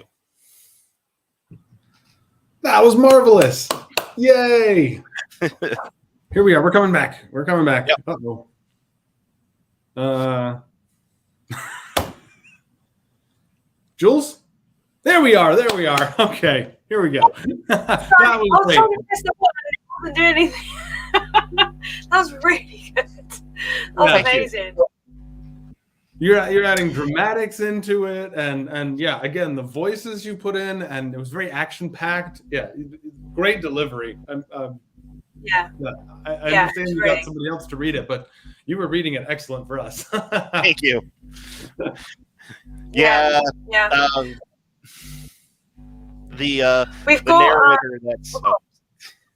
The narrator that's doing the work for me, when I was actually looking into either doing it myself or finding another professional, he actually approached me and it's like, hey, I'll do it for $150 American. And it's like, I looked at other prices. Other professionals were going at like $900 market price, and going to a studio was $50 an hour. Right. And that's if assuming I do it cleanly in one take. Mm-hmm. So having an actual voice actor come to me and offer to do it for that price is just like, done. Awesome. Here you go. That's amazing. No, that's great. Oh. It's really good. Yeah, it's you read it like it was an audiobook. Yeah, and that's some of the comments that we've seen in the chat. And yeah, I mean, I'm in the process of getting my books done as an audiobook as well, because it's just, it really brings it to life once it's been written. You know, the words that that people hear it in their own mind, but when someone else reads it, even if it's the author who's read it aloud, it really brings out the depth of feeling and the emotions that are going on, and the action scenes as well, and the to and fro that you have that's going on in the writing as well.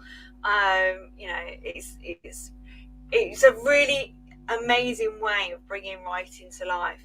And from its humble beginnings, audiobooks have just kind of like blown out there as terms of like, they're just so accessible. The entertainment value. Yeah, what people are doing with audiobooks these days are pretty incredible. Yeah, it is. Yeah, it really so is. Moonlight, we got a question in the chat. People, Harmony's wondering, where did the inspiration for all these different races come from? How did you come up with these different groups? Oh, there we go. Yeah. So avoiding humans, because I mean that's pretty easy. Yeah. The Duram, that one's easy enough. There's a game called Darkstalkers, which is the first game that actually managed to get me into the fighting genre for video games, because there's one character that I actually enjoyed the most. That character is named Felicia. If you Google her, she's basically this blue-haired, almost naked Catwoman. Part of the reason why I actually like her the most is because her combat style just felt the easiest for me to get into, but also she's someone that actually kind of like plays a lot into what I want to be. She's an entertainer, like she's a singer in her world, but after she's done her singing career, she becomes a sister at an orphanage raising children, and then she uses her musical talents to entertain the children. And I like that a lot. So the Duram was inspired mostly by her, although a better point of contrast for the Duram design I designed them before I saw this, was the new She-Ra. If you see Catra, oh my god, they would look more like Catra, but the original inspiration was Felicia from Darkstalkers. I actually have a poster of her above my setup. Sorry, here. you literally just threw me right back to my childhood then with that one name. I'm like, oh my god, She-Ra. I remember. The new Catra, not the old one. The new one. Because they've done a live action movie that's coming out, right? No. There's a remake of the She-Ra animated series. It's on Netflix. If you haven't seen it, I actually strongly recommend it. It is amazing. Like, no, I didn't know that was out there. That's cool. Wicked. Absolutely recommend. And like, well, I'm gonna get off track if I continue on that one. I will gush about that. As soon as you mentioned that name, I went straight back to when I was like 2 years old, and I remember watching it on TV. Like, oh my gosh, she's so amazing! I really want to be like She-Ra. And then He-Man came in with his little bob, and it's just like, no. Okay. The Huldra actually had a friend help me with. They kind of made the original sketch of the Huldra, and then I kind of went and built on them. The Huldra are actually inspired by the original Celtic, I believe Celtic, I might be wrong, Celtic lore of Huldra of the same name. The physical design comes right from them, which is, I like to equate them to basically land sirens. The idea is that they are a beautiful woman with a cowtail that would lure men from villages for various endings depending on the lore. The general lore that we pulled from is that they would lure a man to wed, and if the man proved unloyal, well, they probably inspired the saying, hell hath no fury like a woman scorned. But if they did prove loyal and they married the Huldra under these specific conditions, Christian conditions, mythologies, they would lose their tail, lose their beauty, and become this old lady, but gain the strength of 10 men, so long as they stayed loyal. We took the general idea of like this beautiful kind of like forest nymph type creature and then just made that into like a druidic society. They don't get old after they're married or anything like that. My friend wanted to make them an all-female race at first. I'm like, that becomes too much like the unfortunate stereotype of like the elves and the Asari from Mass Effect, where it's just like all they are is just sex appeal. It's just like, I mean, Oh, okay, gotcha. they still are technically sex appeal, but they're meant to be more than that. So we made it. Shall I Sorry? explain the Asari briefly? I don't Sure. know if anyone knows what the Okay, the Asari from Asari. I might be butchering the name from Mass Effect is basically an all-female race of Yep. either blue to green tone-skinned aliens who are able to reproduce with any other species whatsoever, and they prefer going after other species because apparently there's like this mutagenic gene if they end up breeding with themselves. And you see them basically always in strip clubs. Whenever you go to like a dance club or strip club in that game, it's these specific aliens all the time. Hang on, I've got to defend my lovely Liara. So Liara is one of the Asari. You're talking about my favourite video game here. Okay. So Liara is an Asari, and the Asari race lived for about 1,000 years, 1,000 human Earth years. And you're right, they mate with any race, and it basically it strengthens their bio code. But Liara is actually an archaeologist. And has a doctorate, many doctorates, and so do most Asari. They do lots of traveling around the globe, around the Milky Way galaxy, and they become matriarchs in their later years, and who are like guiding their race. But yeah, some of them are in strip clubs. I would agree with that, but not all of them.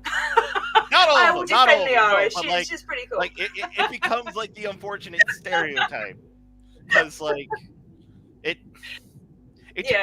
just becomes an unfortunate stereotype because like people go in and you're right. You have Liara who has like completed all these things and is like very intelligent, very strong, and very like well-made character, especially in the later games. But like, other than like the ones you fight, almost every other one you find is dancing. Like, well, you have the Asari, you have the Eclipse, which are an Asari militant group, which basically they're like a terrorist organization, and they're all soldiers. So you do have a variety of culture within that particular species, within the particular race. I love that Adam's just kind of like completely bemused by the fact that we're talking about a video game now. I love it. You two just totally went off. It was fabulous. Mass Effect it's an awesome game series, and I'm so looking forward to the next one that they're in the process of creating. But it's just the storyline is amazing. Gameplay's not so great in the first one. 2 and 3, it's a lot better. I still have bad memories of the first game. Fighting any psychic enemy. Oh, and I'm on the ground, and I'm dead. Oh, restart.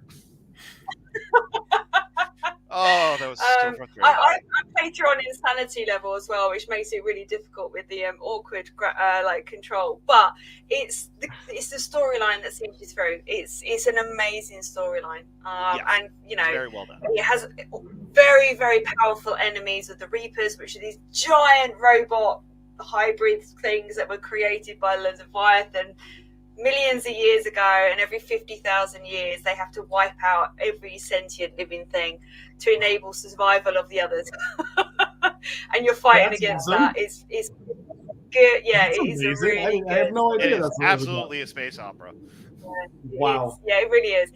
It kind of, they did it so it was on a par to Star Wars in the sense of like the grandiose stuff that was going on. But I think they managed to do that. And they finished the third game, and then fans petitioned them to re-release it, and they said no, we're not going to do it. And so many fans went and signed a petition to say we want it re-released, we can play it again. They actually did it. So one. Have you not played it? I have not had a chance yet. Oh my god, you need to play it. Honestly, I need to finish my storyline for that. Yes. Yeah, it's a very good, and you can sleep with whoever you like as well, which is pretty cool.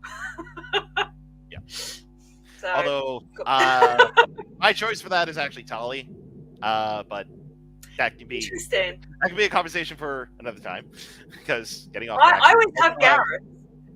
I always have Gareth. I always play Fem Shep. You can play male or female shepherd, and the female one is nicknamed Fem Shep. And I always play Fem Shep. And my chosen partner is always Gareth, who is basically like how would you describe Gareth? Come back later. He's I'm like in the middle of calibrations. Yeah. No, but you've missed that. Oh, have you seen my big mandible? Line that he does when he's trying to flirt with her. He's like this giant. He's like this walking human insect. Think Halo.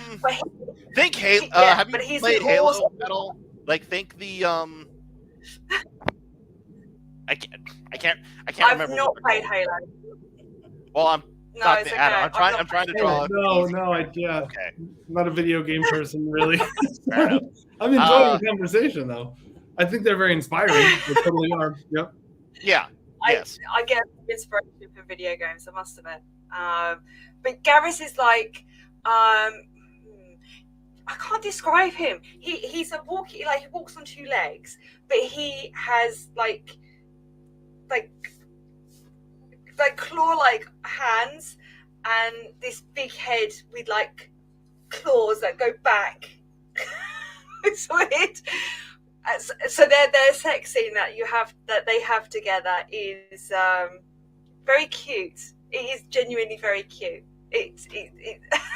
I'm doing it a disservice, but he's very sweet. He's a very sweet guy. I like Gareth. There you go.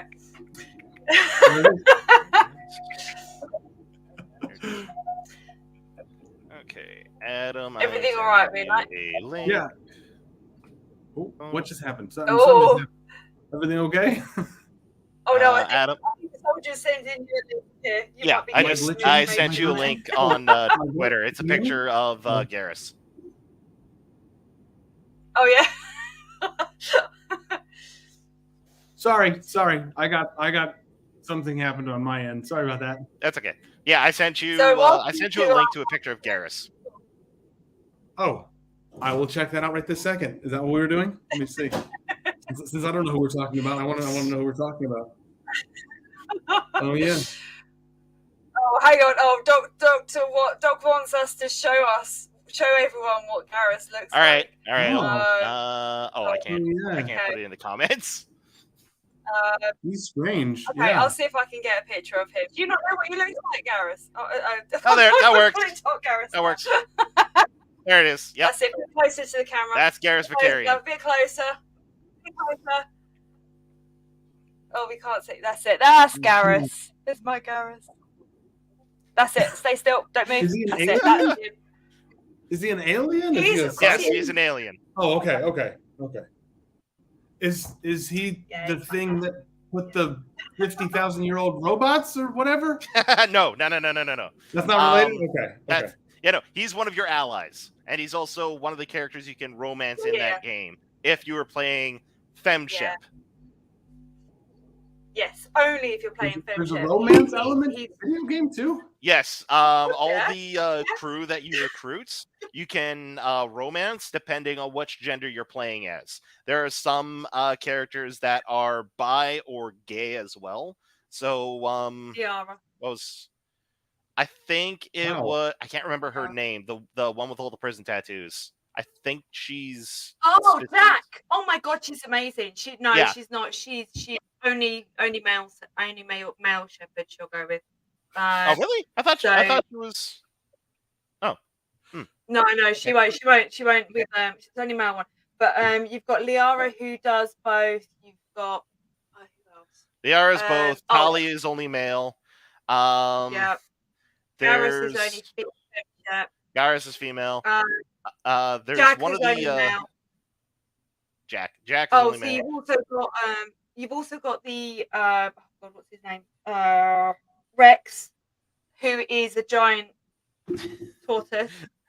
Rex is just beef. You can also romance him as well if you like. Yeah, all the characters are romanceable depending on the gender you play as, although there are a few that go for either or. And how does that affect the gameplay, I guess? Actually, if you strengthen your relationship with each character, not only can it actually like change some of the story elements throughout the game, but they actually have higher odds of surviving the final mission in each game. Yep. Okay. So you have loyalty missions. Yeah. You have loyalty missions you have to do for them. It's a bit like a game version, like a video game version of like a Dungeons and Dragons board game type thing. So you have loyalty missions that you have to do for each of them. You can choose to do them or not. If you don't do them, they die in the end mission. In game 2, and if you romance one and then romance another one, they'll find out, and then you lose their loyalty because they get annoyed with you. Love triangles. And watch so out. you have to. Oh no, Gareth has got nothing to worry about. It's fine. And you basically the more you build up rapport with them, the more they'll talk to you about their life and things, and then that adds points into the end system, which means that in the final battle, in the final thing, that determines who lives and who dies at the very end of game 3. So it's good. It's all based on points. Impact on the game. Yeah. Wow. Yeah. Okay, that's wild. Yeah, it's really good. And what happens in the first game affects what happens in game 3. So you have, and you can have people who die, like people at the end of game 1, you can have people die. End of game 2, you have people die. Game 3, you can have people die. And the whole goal is to basically keep everyone alive throughout the entire game. Hello, doggy! Oh my goodness, hey, puppy. Yeah, sometimes he gets a little needy and needs to be in here. Yeah. Rocky's a big suck. Don't apologize at all. Mine is like right behind me at the moment. And the reason why I kept looking away from the camera when you were reading, and also when you were talking earlier, is because my dog was trying to find somewhere to bury his chew. So I had to open and I was trying to like direct him. I was trying to direct him. I still have the other races to talk about the inspiration from, so I never actually answered all of them. Oh, sure, keep going. Yeah. So, get your nose out of that. Before we carry on, we got a question in the chat. I think breed. you spelt it a little bit wrong. I think you mean what's his bread? He's a loaf, specifically a lap loaf. That's funny. I love that. Half Burmese, half mountain something. Wow. I can never remember. Cool. He's a big boy. Partner knows better than I do. Half Great Pyrenees, half Bernese Mountain Dog. Ah, cool. Yep. Nice. And yes, I call her Pup.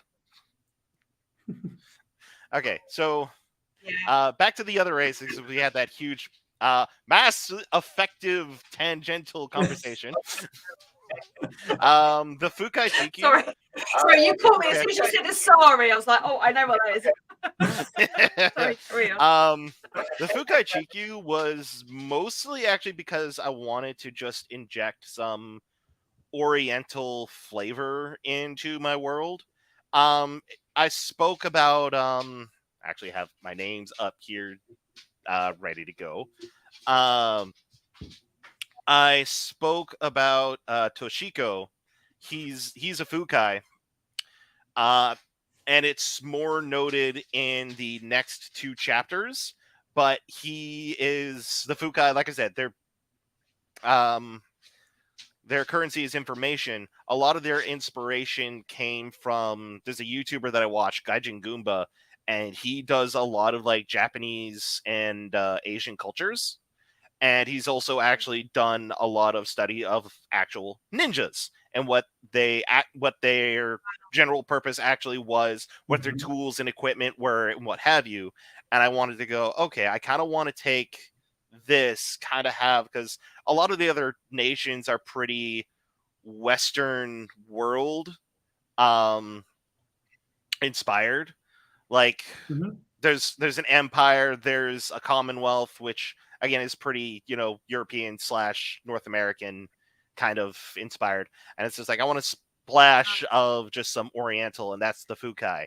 And I've designed them to be kind of this mysterious, almost alien, but not quite, still kind of Earth-ish creature that is they're very methodical, they're frail but strong. And the traits that they perceive to be the most valuable is just the ability to be mobile and to survive. Very much like what a ninja actually should be, because ninjas back in the day, they were information gatherers, scouts, and survivalists first. I know media depicts them as like these lethal, undefeatable assassins, depending on which media, because of course Goku is just like, oh hey, 500 ninjas, or no, sorry, Deadpool, I'm fighting ninjas.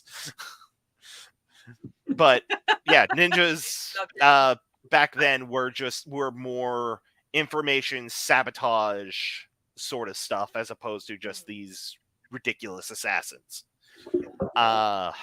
The Draconians, pretty self-explanatory, dragons.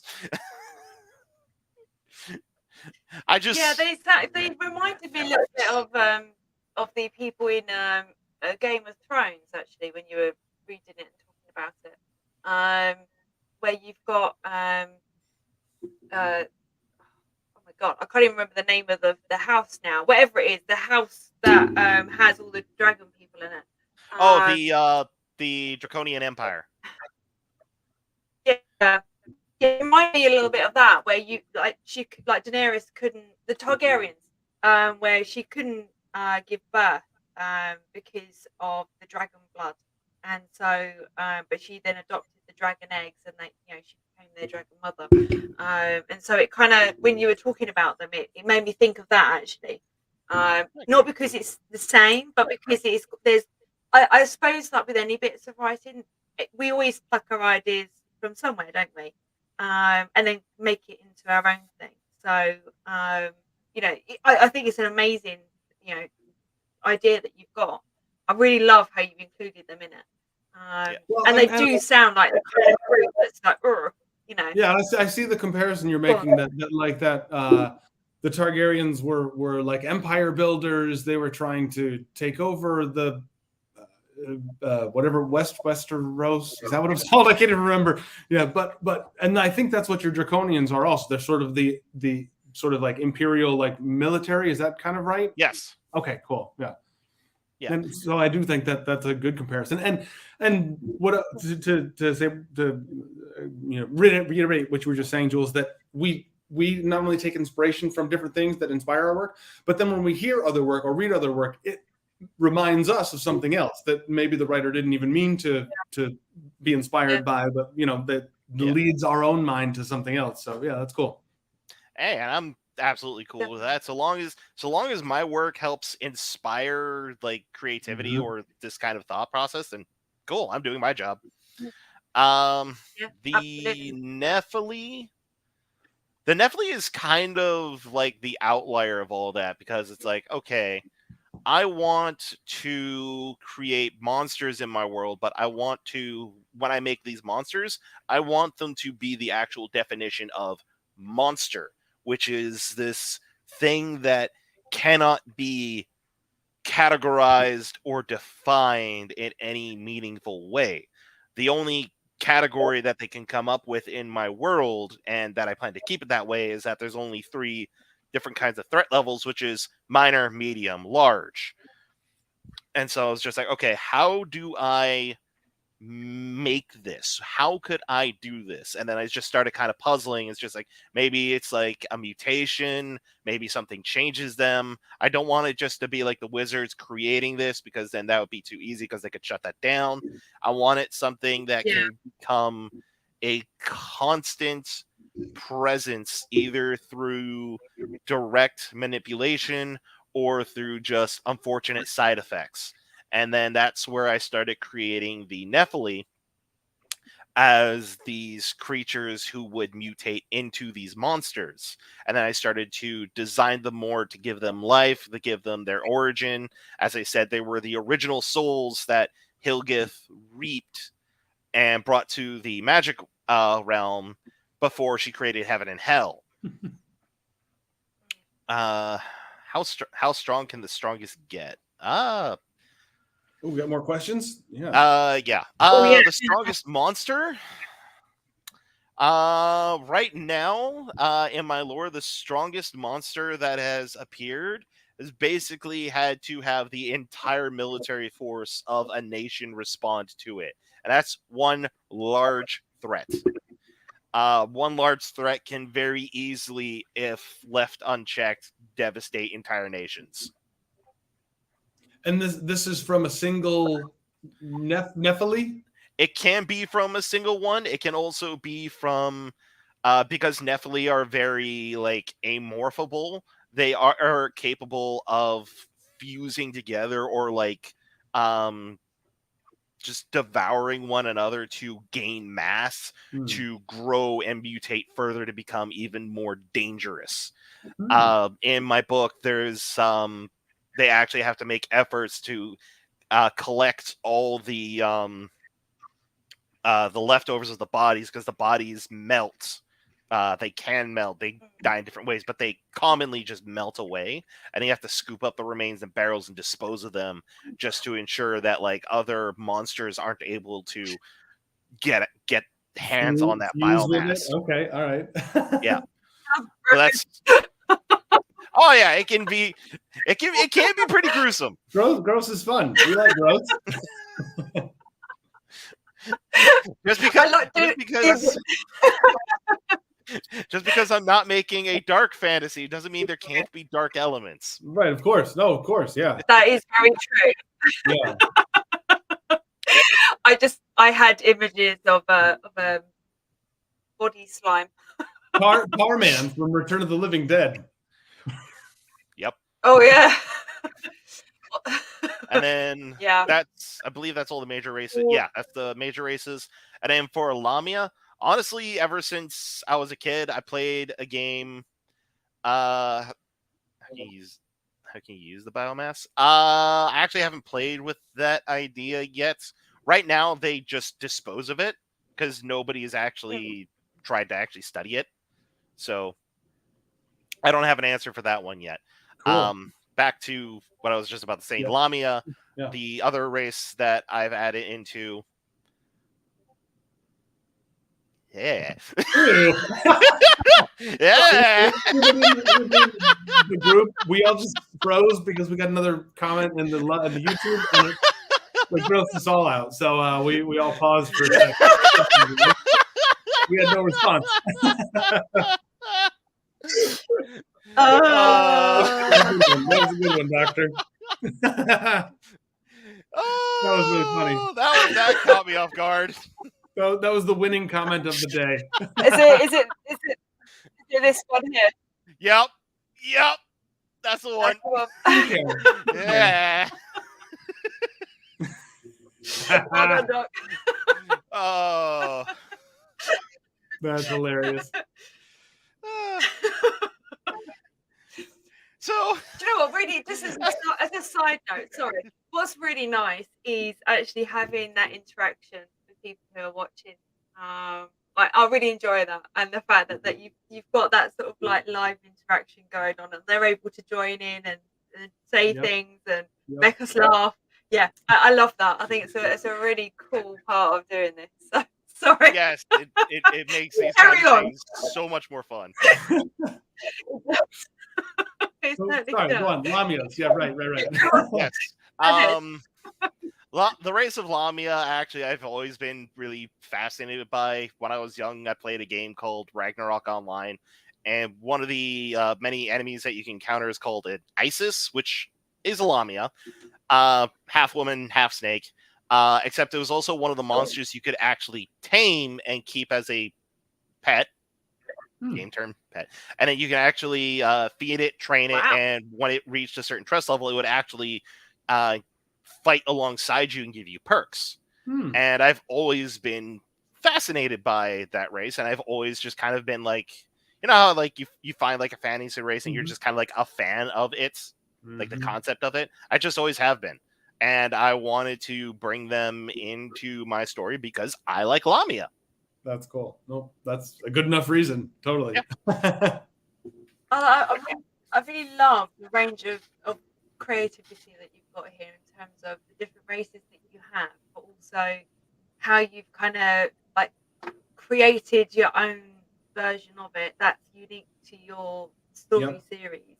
We like that. Yeah, that is just your use of imagination is just amazing. You know, honestly, I think your work is amazing. So, thank you. You know, your ideas are fabulous.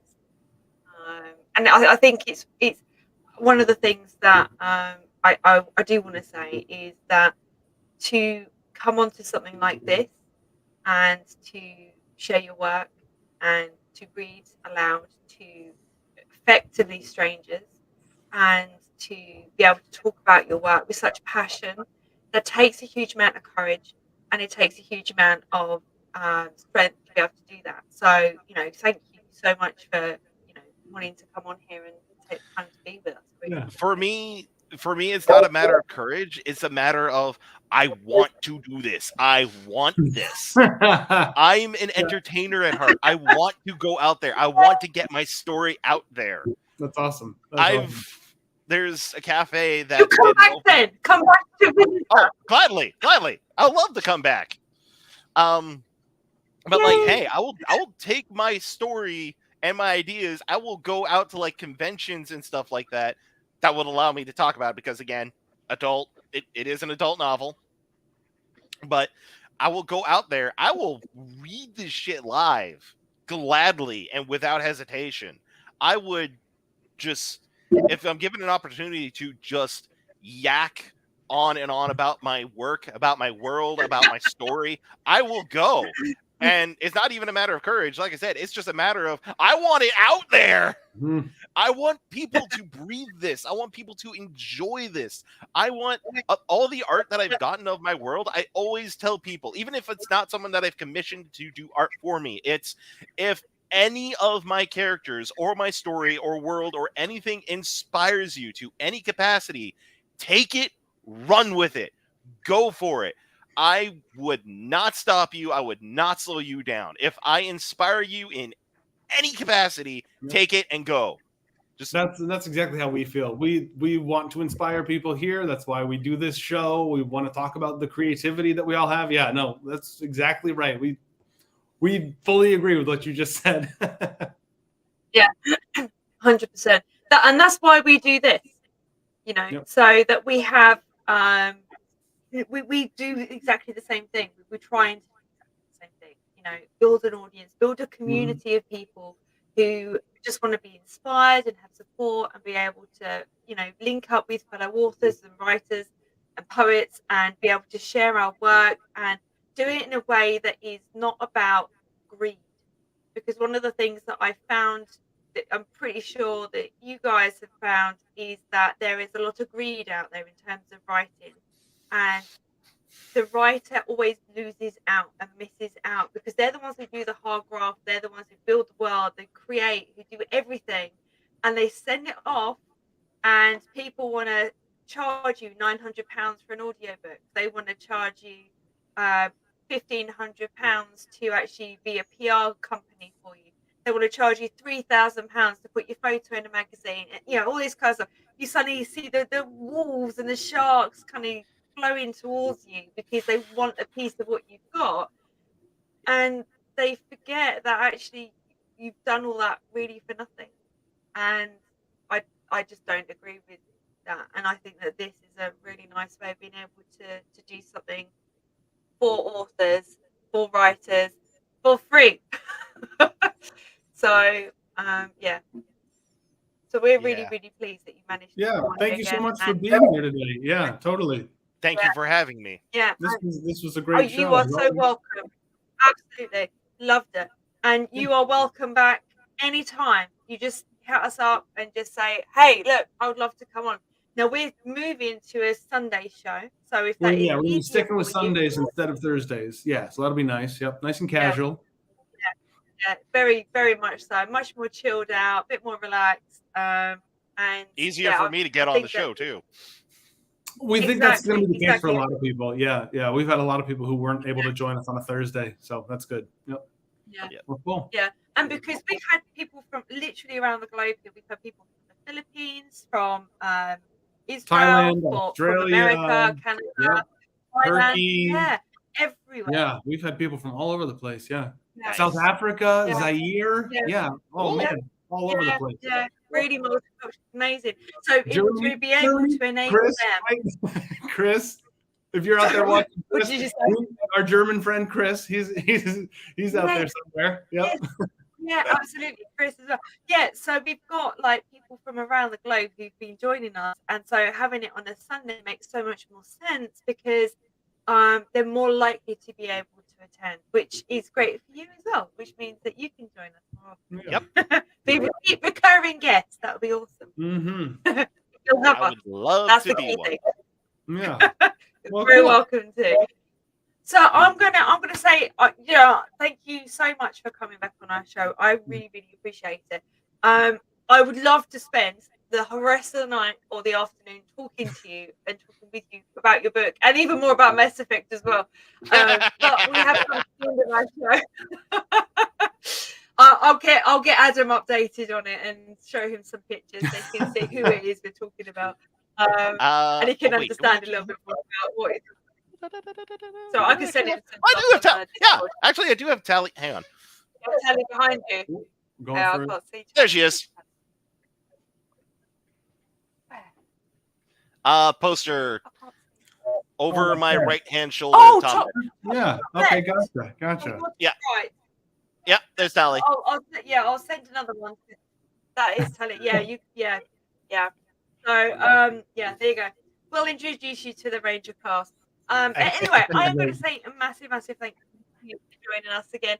And again, welcome back, Adam, my lovely co-host who's been faithful from the start to the show. And it's just amazing having you here as well. It makes it so much nicer rather than just having boring old me. So I am going to say watching at home on the other streaming services. Thank you to everybody watching also. Yep. Yeah, absolutely. And I also want to make sure that everyone comes back.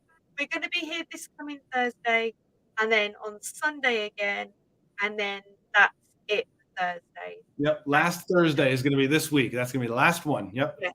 Cool. Yes. So we're going to be doing After Dark every now and again on Thursdays, but we'll keep you updated. That'll be special events that we'll announce at the time. Yeah. Yes. We had a wine issue, which is why we weren't able to do it. So I do apologize if anyone was waiting for that one. It was the wine. But It's the anyway. wine's fault. Wine It was issue. the wine. It was The the wine We issue. did it. Yeah, Sure, it was a wine issue. No, it really was, unfortunately. Yeah, we were supposed to have some wine shipped out because I'm in England, you see. It's coming from America and they couldn't get it shipped over, so it was a bit tricky. So we're in the process of trying to solve that so we can actually have the same wine. But anyway, we'll keep you posted. So anyway, I'm going to say massive thank you to both you two. Have a wonderful day and weekend, and I will see you next week.